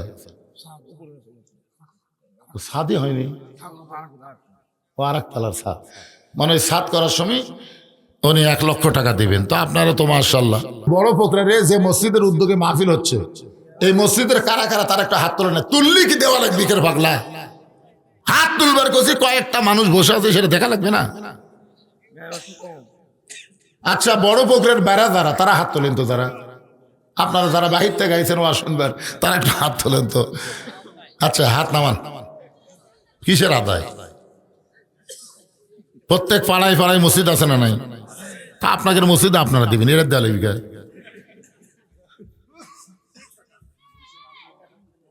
না না, গ্রামের লোক মাহফিলে না বসা লক্ষণ ভালো। এরা খালি তবারক পাকাচ্ছে। আমি আবার এই 42 বছরের ওয়াজের জীবনে প্রথম শুনলাম যে তবারকের সাথে আবার ডিমও দিচ্ছে। আমি কোনোদিনও শুনিনি যে তবারকের সাথে ডিম দেয়। এই ডিম দিবি ওরা, কি বড় হাউসের করে এইগুলা করবার দেয়। ওরা সব ওটি আটকে আছে। বাজান এখন আদায় হয়ে বাজান, এ তবারক ছেড়ে চলে আসো।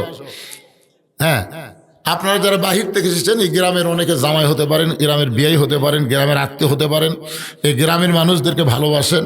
এরা বড় আশা করেছে আপনাদেরকে দাওয়াত দিয়ে মাহফিল করতেছে। এই জন্য আপনারা একটু আল্লাহর রাস্তে দিবেন।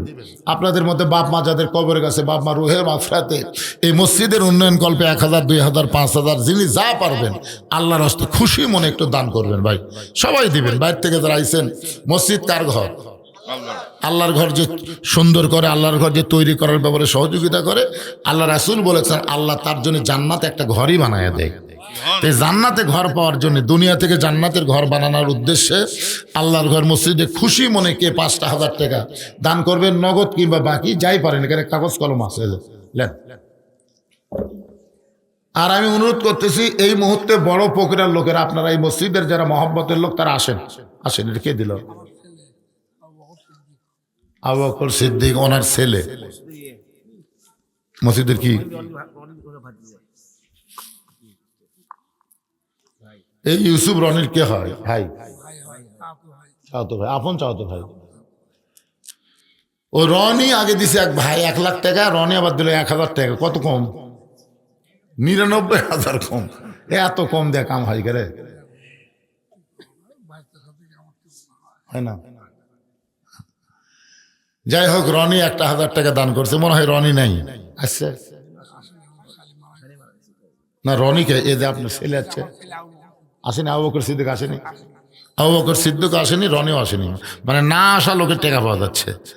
একজন দিছে 1,00,000 আর একজন দিছে 1,000 টাকা। আল্লাহ দানকে কবুল করেন, আল্লাহ তোমার ঘরের জন্য। সকলে বলে আমিন। আপনাদের মধ্যে নাই এরকম কেউ 1 বস্তা 2 বস্তা সিমেন্ট দিবেন, দোতলা করবেন, বোঝেন না? সব একটু 1-2 বস্তা করে সিমেন্ট দেন। তো দেরি হচ্ছে, আমি কি মনাজাত করছি? 4টা ওয়াজ থেকেই দিছি। আর নবী কেবল যাচ্ছে দুর্বল সাহাবীর দিকে, ওমর ফারুক জুব্বা টানে ধরছে। না না না, মন কি গলা ভাঙ্গা, যাই হোক, সময়ের জ্ঞান আমার নাই। আমি এই জায়গায় কেউ ওয়াজ করিনি। গত বছর, আগত বছর। তো যাই হোক, আমি তো ঘড়ি দেখে ওয়াজ করি না, কিন্তু আজকে বুঝতেছেন আমার গলার সাথে সাথে মাইকও দুটো এক হয়ে গেছে।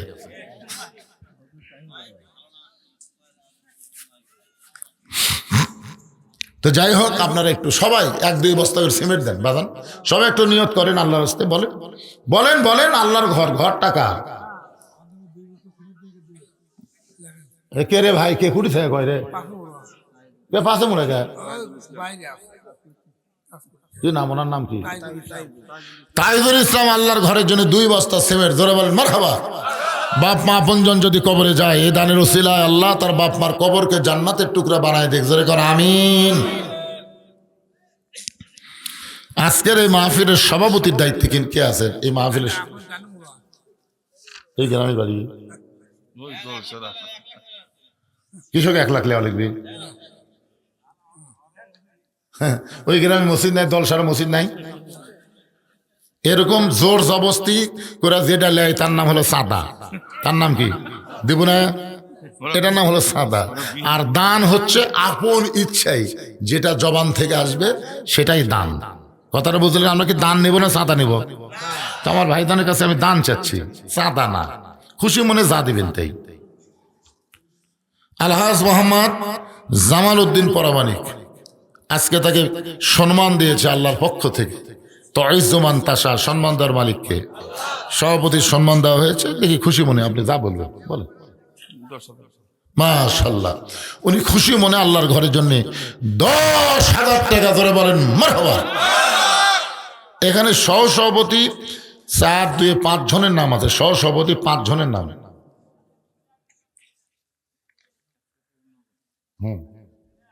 কি নাম আপনার? এই গ্রামে বাড়ি? মাশাআল্লাহ, মকসেদ আলী। আল্লাহ তোমার বান্দা 100 টাকার নগদ আর 1,000 টাকা বাকিতে করছে দান। আল্লাহ মকসেদ আলীর দানকে আল্লাহ আপনি কবুল কর, আল্লাহুম্মা আমিন। এই সহসভাপতি 5 জনের একজন এখানে নাই। এত চশমা ছাড়া দেখাও কঠিন। চশমা পকেটে তো আসলে কুটি গেল রে চশমা রে। এই দেখেন তো সভাপতি কে? 1 নম্বর কার নাম আছে? এই গ্রামে বাড়ি মোবারক আলী। অসুস্থ মানুষ। তো অসুস্থ মানুষ দোয়ার জন্য দান করুক, আসুক না আসুক অসুবিধা নেই। ওনার ছেলে টেলে কেউ নাই? এই মোবারক আলী তো অসুস্থ, তার ছেলে এখানে কেউ নাই? তার আপনজন সুস্থতার জন্যই তো কিছু দান করা দরকার। বড় আশা করে সহসভাপতিতে নাম দিছে। আর তারা যদি না আসে, ভাই এখানে 5 জনের নাম আছে, একটু আল্লাহর রাস্তায় আসেন তো দেখি। সবাই আসেন। যে 5 জনের নাম দেওয়া হচ্ছে আসেন। সম্মানিত অতিথির মধ্যে মোহাম্মদ জাহাঙ্গীর আলম, উনি দিয়ে গেছে নাকি না দিবে? জাহাঙ্গীর আলম উনি 2,000 টাকা আল্লাহর ঘরে দান করছে। আল্লাহ তার দান কবুল করুক, আল্লাহুম্মা আমিন।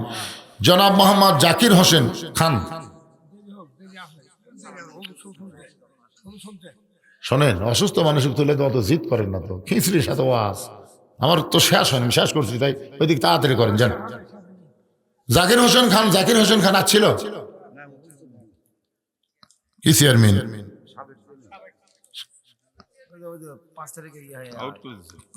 ছেলেকে আউট করে দিয়েছে, ছেলেকে আপনার নাম দিচ্ছেন।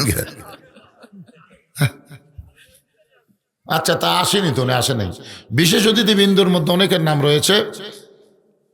বিশেষ অতিথিবৃন্দ অনেকের নাম রয়েছে, যদি আপনারা জানেন যে না, আমার নাম বিজ্ঞাপনে আছে, এখানে থাকলে আসেন, আল্লাহর রাস্তায় একটু আসেন ভাইজান, সবাই একটু বলেন।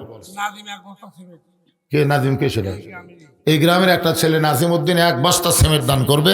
আল্লাহ নাজিম উদ্দিনের দানকে আল্লাহ আপনি কবুল করেন, আল্লাহুম্মা আমিন। আপনি কোন পদে আছেন? আপনি কোন সেক্রেটারি? মসজিদ সেক্রেটারি কে? শফিকুলের মা। শফিকুলের মা, মায়েদের মধ্যে থেকে একজন মা আমার 500 টাকা দান করছে। আল্লাহ মায়ের দানকে কবুল করেন, আল্লাহুম্মা আমিন। এই সেক্রেটারি সাহেব দৌড় দেন না, সেক্রেটারি সাহেব বলেন, সেক্রেটারি সাহেব বলেন আপনি কি দিবেন বলেন। এটা হলো কে রে? বাকি কি দিবেন? 1000 নগদ দেন, বাকি সিমেন্ট দেন, কিছু দেন। দেখ টাকা বার করতেছে, একবার ব্যালকুলি কাটে নিবি এটি। মাশাআল্লাহ, সেটার হিসাবে 1000 টাকা নগদ, বাকি কত নেবেন? দৌড় মানে কেন সেটা বলে জানি, লিখতেছে তো, লিখতেছে। সেটার সাহেব নগদ 1000, বাকি 1 বছর সিমেন্ট দান করবে। আল্লাহ মসজিদের সেটারের দানকে আল্লাহ আপনি কবুল করেন। মসজিদের সভাপতিকে, মসজিদের সভাপতি তো মাহফিলের সভাপতি, মসজিদের সভাপতি ও উনি, আচ্ছা আচ্ছা। এমন একজন ধনী মানুষ যখন ইনশাআল্লাহ মসজিদের কাজ শুরু করলে আটকা থাকবে না। কি কোন থাকবে? থাকবে না, অবশ্যই হবে ইনশাআল্লাহ। দেন আপনারা একটু খুশি খুশি দেন না কেন? না গামছা দিবেন? গামছা দিবেন? তাহলে গামছা ব্যাগলা ভিতরে নামো বাবা, গামছা ব্যাগলা ভিতরে নামো, নামো। যিনি যা পারবেন আল্লাহর রাস্তায় দিবেন, বাদ বাকি এই গ্রামের লোকেরাই দিয়ে মসজিদ করবে ইনশাআল্লাহ। আপনারা খুশি খুশি দেন, খুশি খুশি আল্লাহর রাস্তায় একটু নিয়ত করে দেন।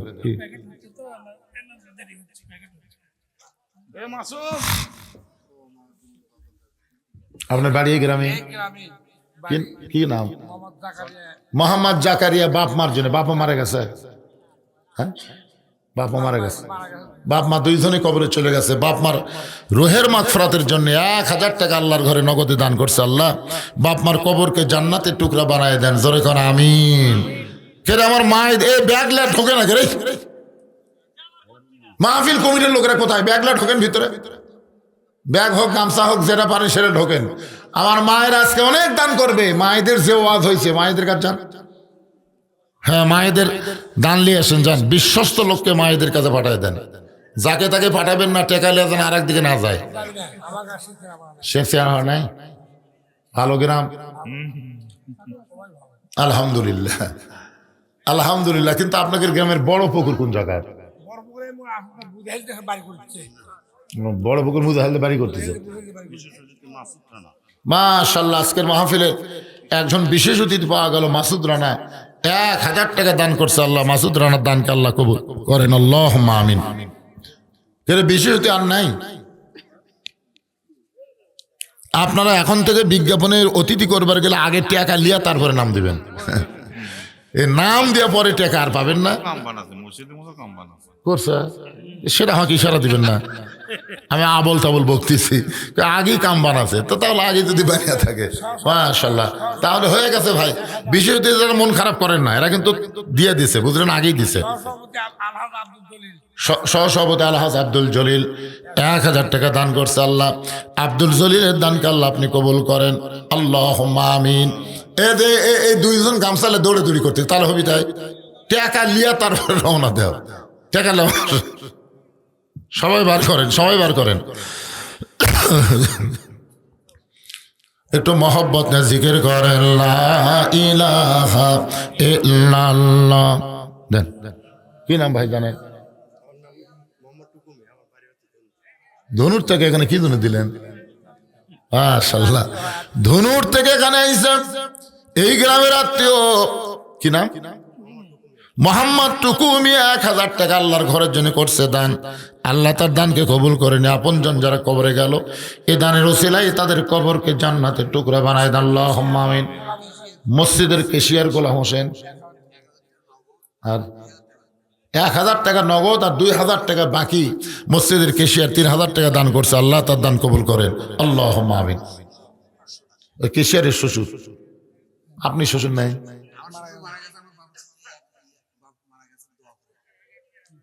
এই কেশিয়ারের শ্বশুর আবার 500 টাকা দান করছে, আল্লাহ কবুল করেন। আর একজন 50 টাকা দান করছে, আল্লাহ কবুল। মসজিদের সাবেক সেক্রেটারি আলহাজ মোজাম হোসেন 1000 টাকা দান করছে। আল্লাহ তার দান কবুল করুক, আল্লাহুম্মা আমিন। কেরে গামছার আদায় শেষ হলো? এই টাকাগুলো টেজত নিয়ে আসো বাবা, টাকাগুলো টেজত নিয়ে আসো। আদায় করার পরে কত দিল মানুষ? এই আবার কি ধরছে এটা রে? দেখ দেন, সবাই দেন, সবাই দেন। জীবনের শেষ দান মনে করে দিয়ে দেন। আর হয়তো দান করার হায়াত যদি না থাকে, আজকে দানই যদি আল্লাহ শেষ দান মনে করে, এই জন্য সবাই দেন। 10, 20, 50, 100 যেটা পারবেন আল্লাহর রাস্তায় দান করেন। এই গ্রামের শামসুল আর বাপের জন্য আব্দুর রহমান, মৃত আব্দুর রহমান 500 টাকা দান বাকি। মৃত আব্দুর রহমানের জন্য গ্রামের শামসুল 500 টাকা বাকিতে দান করছে। আল্লাহ বাবার কবরকে জান্নাতের টুকরা বানায় দেখ, আল্লাহুম্মা আমিন। এরকম নগদ যদি না থাকে আপনার বাকি লেগে দেন, পরে দিবেন। মসজিদের কাজ চলমান আছে তো সবাই দিবেন ইনশাল্লাহ।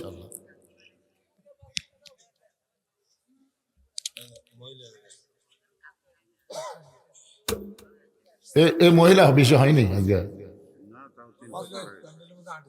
তা দিচ্ছে না তো, টাকা তো বেশি টাকা যাচ্ছে না। ঠিক আছে ঠোসা। এরা যে চুল বেছে টাকা পাইবার, এইদিকে চুল কিনবার আসে না নাকি?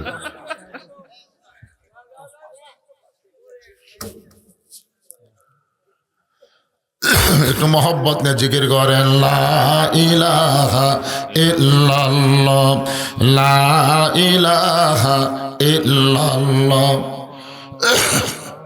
লা ইলাহা ইল্লাল্লাহ, লা ইলাহা ইল্লাল্লাহ মুহাম্মাদুর রাসূলুল্লাহ সাল্লাল্লাহু আলাইহি সাল্লাম। আল্লাহ নবী ওমর, তুমি দুর্বল সাহাবী বলতেছো, আমি নবী কি জন্য দুর্বল সাহাবীর দিকে যাই? যদি জানতে চাও তাহলে 2 চোখ বন্ধ করে অন্তরে চক্ষু দিয়ে দেখো। 2 চোখ বন্ধ করো। হযরত ওমর যেই মাত্র চক্ষু বন্ধ করেছে, অন্তর চক্ষু দিয়ে তাকায় দেখতে দেখতে এক সময় হযরত ওমর কাঁপতে কাঁপতে পড়ে গেছে। হযরত ওমর যখন কাঁপতে কাঁপতে পড়ে যায়, সাহাবীরা হযরত ওমরকে উঠাবার চাই। রাসূল বললেন, ওমরকে উঠায় না। ওমর এক সময় যখন হোশ ফিরে পাবে নিজেই দাঁড়িয়ে যাবে। ওমর ফারুক যখন নিজে হোশ পেয়ে দাঁড়িয়ে গেলেন, রাসূল বলে, ওমর, যেই সাহাবী বসে বসে নামাজ পড়তেছে, যেই সাহাবী দরকার হলে মরে যাবে, ইমান থাকা অবস্থায় আল্লাহ ছাড়া ওসমানের কাছে যাবে না, ওই সাহাবীর দিয়ে তুমি তাকাই কি দেখতে পাও? ওমর ফারুক বলে, রাসূলুল্লাহ, ওই আল্লাহর শপথ করে বলতেছি, আমার 2টা চক্ষু বন্ধ করে ওই দুর্বল সাহাবীর দিকে যখন তাকাই তখন দেখতে পাই তার ইমান, দেখতে পাই তার ইমানের এত পাওয়ার, আসমানের সূর্য টান দিয়া ওই দুর্বল সাহাবীর ইমান যদি আসমানে লটকানো হয়, এই সূর্যের চাইতেও বেশি আলোকিত হবে। তাহলে আমরা আল্লাহর কাছে যদি পাবার চাই ধৈর্য এবং নামাজের মাধ্যমে, এই ধৈর্যটা হলো যারা বেশি নামাজি হবে তাদেরকে অনেক সময় শয়তান ধোঁকা দেবে। এ নামাজ পড়বার যায় তোর কাজের ক্ষতি, এ নামাজ পড়তে গিয়ে তোর ব্যবসার ক্ষতি, এ নামাজ পড়তে গিয়ে তোর আত্মীয়তার ক্ষতি, বহু ধোঁকা দেবে। কিন্তু আমরা সমস্ত ধোঁকাকে ধৈর্য দিয়া, ধৈর্যের বিনিময়ে আমরা মোকাবেলা করব, আল্লাহর কাছে চাইবো, আল্লাহ আমাদেরকে দিবে যতদূর দরকার। এমন বেশি আমরা চাবো না যেটা পাই আমরা দুনিয়ার পাগল হয়ে যাই। জোরে করার কথা ঠিক কিনা? আমরা এমন কিছু চাই যে হালাল রুজি ভক্ষণ করে আল্লাহর পথে যেন সুন্দরভাবে চলতে পারি, আল্লাহ যেন কবুল করে। সকলে বলে আমিন। রাসূল বলে, আলী ফাতেমার পর্দাকে আল্লাহ এত পছন্দ করে, সেই ফাতেমার অন্য দুনিয়ার কোনো খরিদ্দার কিনুক, এটা আল্লাহর পছন্দ হয় নাই।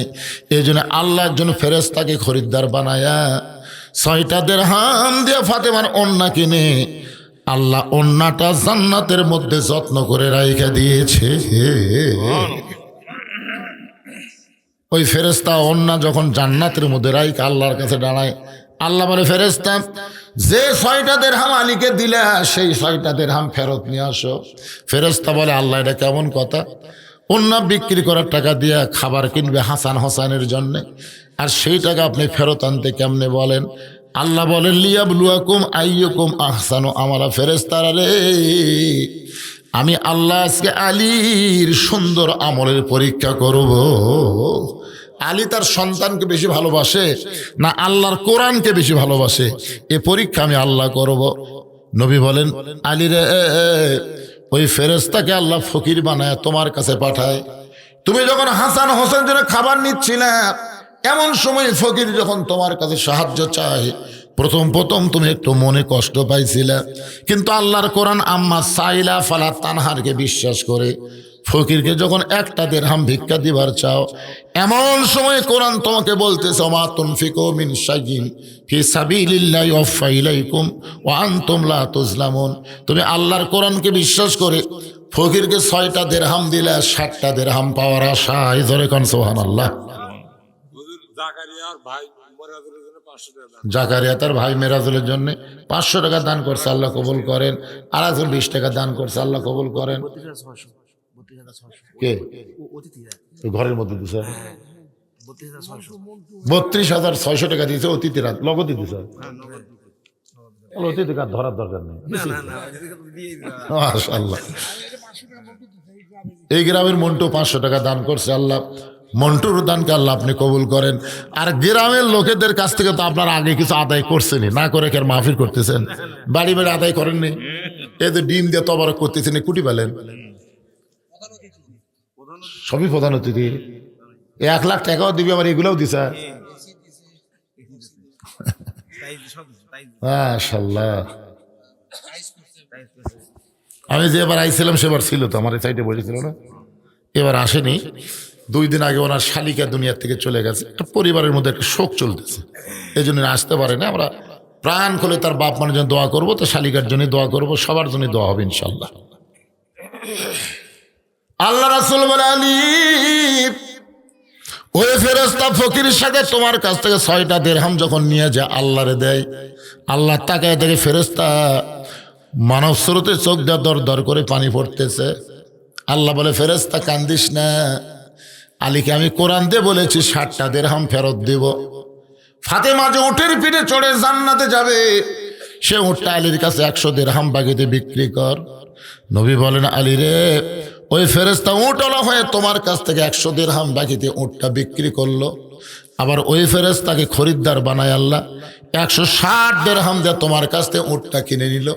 100 দিরহাম তুমি তারে ফেরত দিলা, আর 60টা দিরহাম দিয়ে 2 বস্তা খাবার কিনে ফাতেমার ঘরের দরজায়। এমন সময় ফাতেমা বলে স্বামী গো, এতক্ষণ পর্যন্ত দানের ওয়াজ করলেন, কিন্তু জামিলা আমার আগে জান্নাতে যাবে, এইটার কোনো ওয়াজ তো আপনি করলেন না। আলী বলে ফাতেমা, তুমি জান্নাতে নারীদের নেত্রী হওয়ার কারণে আল্লাহ তাআলা তোমাকে হেঁটে হেঁটে জান্নাতে নিবে না, একটা উটের পিঠে করে আল্লাহ তোমাকে জান্নাতে নিবে। সাল্লাল্লাহু আলাইহি ওয়াসাল্লাম। তুমি ফাতেমা উটের পিঠে চলে যখন জান্নাত দিকে রওনা দিবে, কিছু দূর যাওয়ার পরে উটটার জান্নাতের দিকে যাবে না। ফেরেশতা বলে আল্লাহ, খাতুনে জান্নাতের উট তো আর জান্নাতের দিকে যায় না। আল্লাহ বলতেছে উটটা যদি সহজে না যায়, তাহলে টেনে টেনে উটটাকে জান্নাতে নিয়ে যাওয়া লাগবে।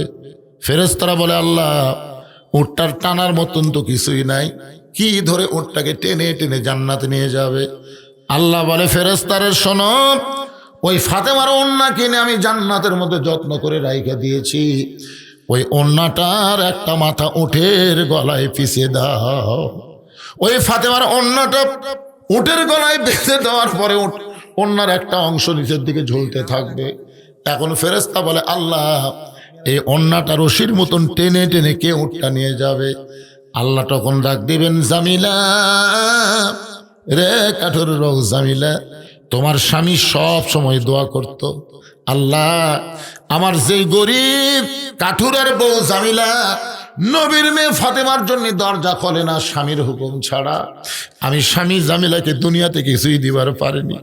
আমি স্বামী হইয়া দোয়া করি, যে বউটা স্বামীর এমন আনুগত্য, স্বামীর হুকুম ছাড়া নবীর মেয়ের দরজা খোলে না, আমার জামিলাকে তুমি সবার আগে জান্নাত দিও। আল্লাহ বলে জামিলা রে, আমি আল্লাহ ফাতেমাকে খাতুনে জান্নাত ডিগ্রি দিয়েছি, কিন্তু তার আগে কেমনে তোমাকে জান্নাত দিব? কিন্তু তোমার স্বামীর দোয়া আমি আল্লাহ ফেরত দেওয়ার পারি নাই, এ কারণেই ওন্নাটা টেনে টেনে তুমি উটটা জান্নাতের দিকে নিয়ে যাও। আলী বলতেছেন ফাতেমা, ওই জামিলা এসে অন্যটা রশির মতন তোমার উটটাকে যখন টানতে থাকবে, তুমি তখন মনে করবে আমি তো জান্নাতে যাচ্ছি, আমি তো জান্নাতে যাচ্ছি। কিন্তু আল্লাহর হিকমত হলো উটের পিঠ থেকে তোমার পা জান্নাতে আগে পড়ার আগে ওই কাঠুরার বউ জামিলার পা জান্নাতে আগে যাবে। সঙ্গে সঙ্গে ফাতেমা কান্দে আর বলে, আল্লাহ, যে মেয়েরা পর্দার মধ্যে থাকবে আর যে মেয়েরা স্বামীর কথা মতো চলবে, এই সকল মেয়েদেরকে জামিলা ফাতেমার সঙ্গে তুমি জান্নাত দিও। আমার মায়েরা রে, এই দুইটা জিনিস আপনারা খেয়াল করবেন। 1 নম্বর হলো পর্দা, 2 নম্বর স্বামীর কথা মতো চলা। নামাজ রোজা যদি কমও হয়, নামাজ রোজা যদি কমও হয়, কারণ নামাজ রোজা কম হলেও আল্লাহ মাফ করে দিবে, কিন্তু পর্দা যদি কমজোরি হয় কোনো ইবাদত আল্লাহ কবুল করবে না।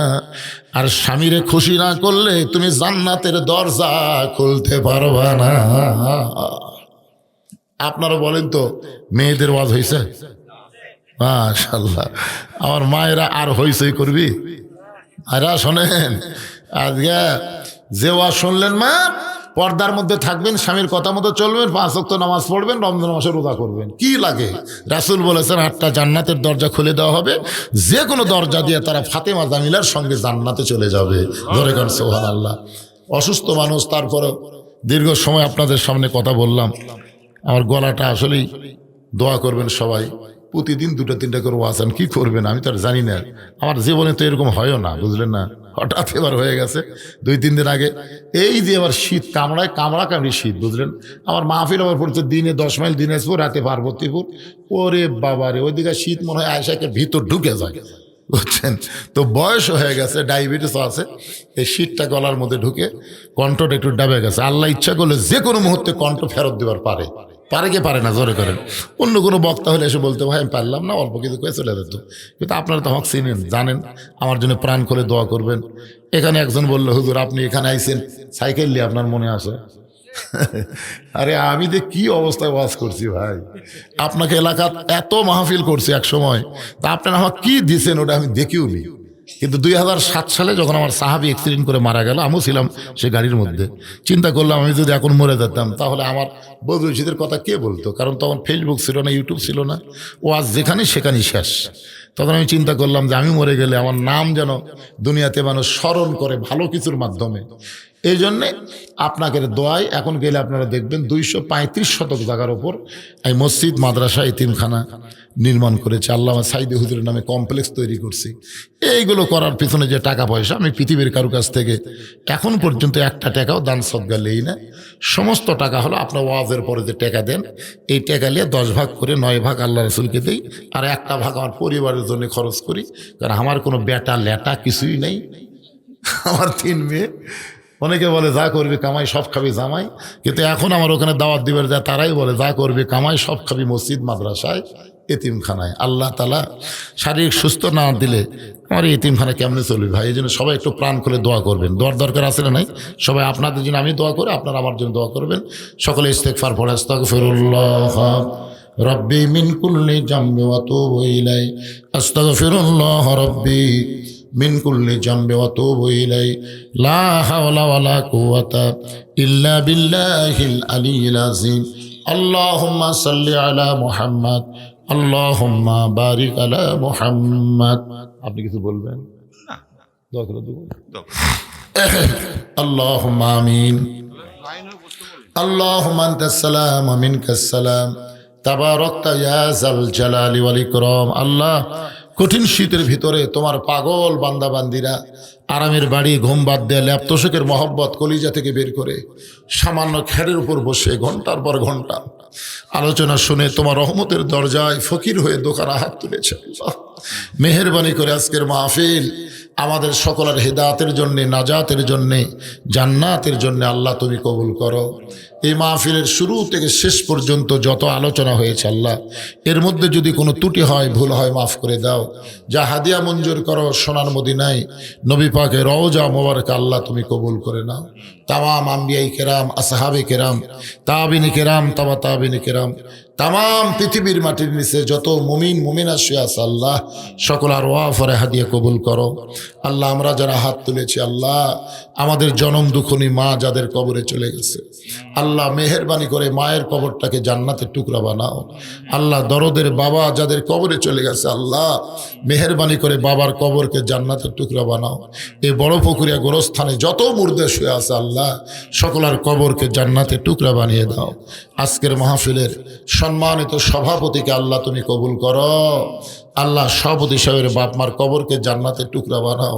আজকের মাহফিলের সম্মানিত সহসভাপতিদেরকে আল্লাহ তুমি কবুল করো। আজকের মাহফিলের সম্মানিত প্রধান অতিথি এই গ্রামের কৃতি সন্তান আল্লাহ, 1 লক্ষ টাকা তো দান করেছে, বারবার দান করে আল্লাহ। তার বাপ মা কবরে চলে গেছে, আমাকে বলেছে হুজুর আমার কোনো কিছু দরকার নাই, আমার বাপ মার জন্য প্রাণ খুলে দোয়া করবেন আল্লাহ। সভাপতির বাপ মার কবরকে জান্নাতের টুকরা বানায় দাও আল্লাহ। আল্লাহ তার শালিকা কয়েকদিন আগে মারা গেছে আল্লাহ, তার কবরকেও জান্নাতের টুকরা বানাও।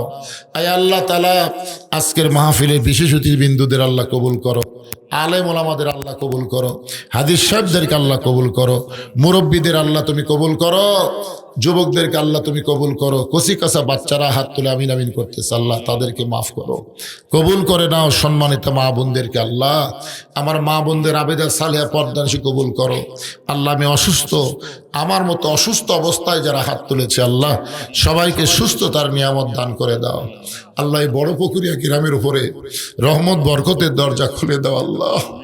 আল্লাহ এর আগেও আমি এসেছি, এখানকার মানুষেরা এত ভালো, যারা মাহফিল করলে মানুষ পরিপূর্ণ হয়ে যায়।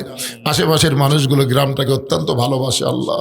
গ্রামের লোক বসতে পারে নাই, বাহিরের লোক এসে মাহফিল পূর্ণ করে দিয়েছে আল্লাহ।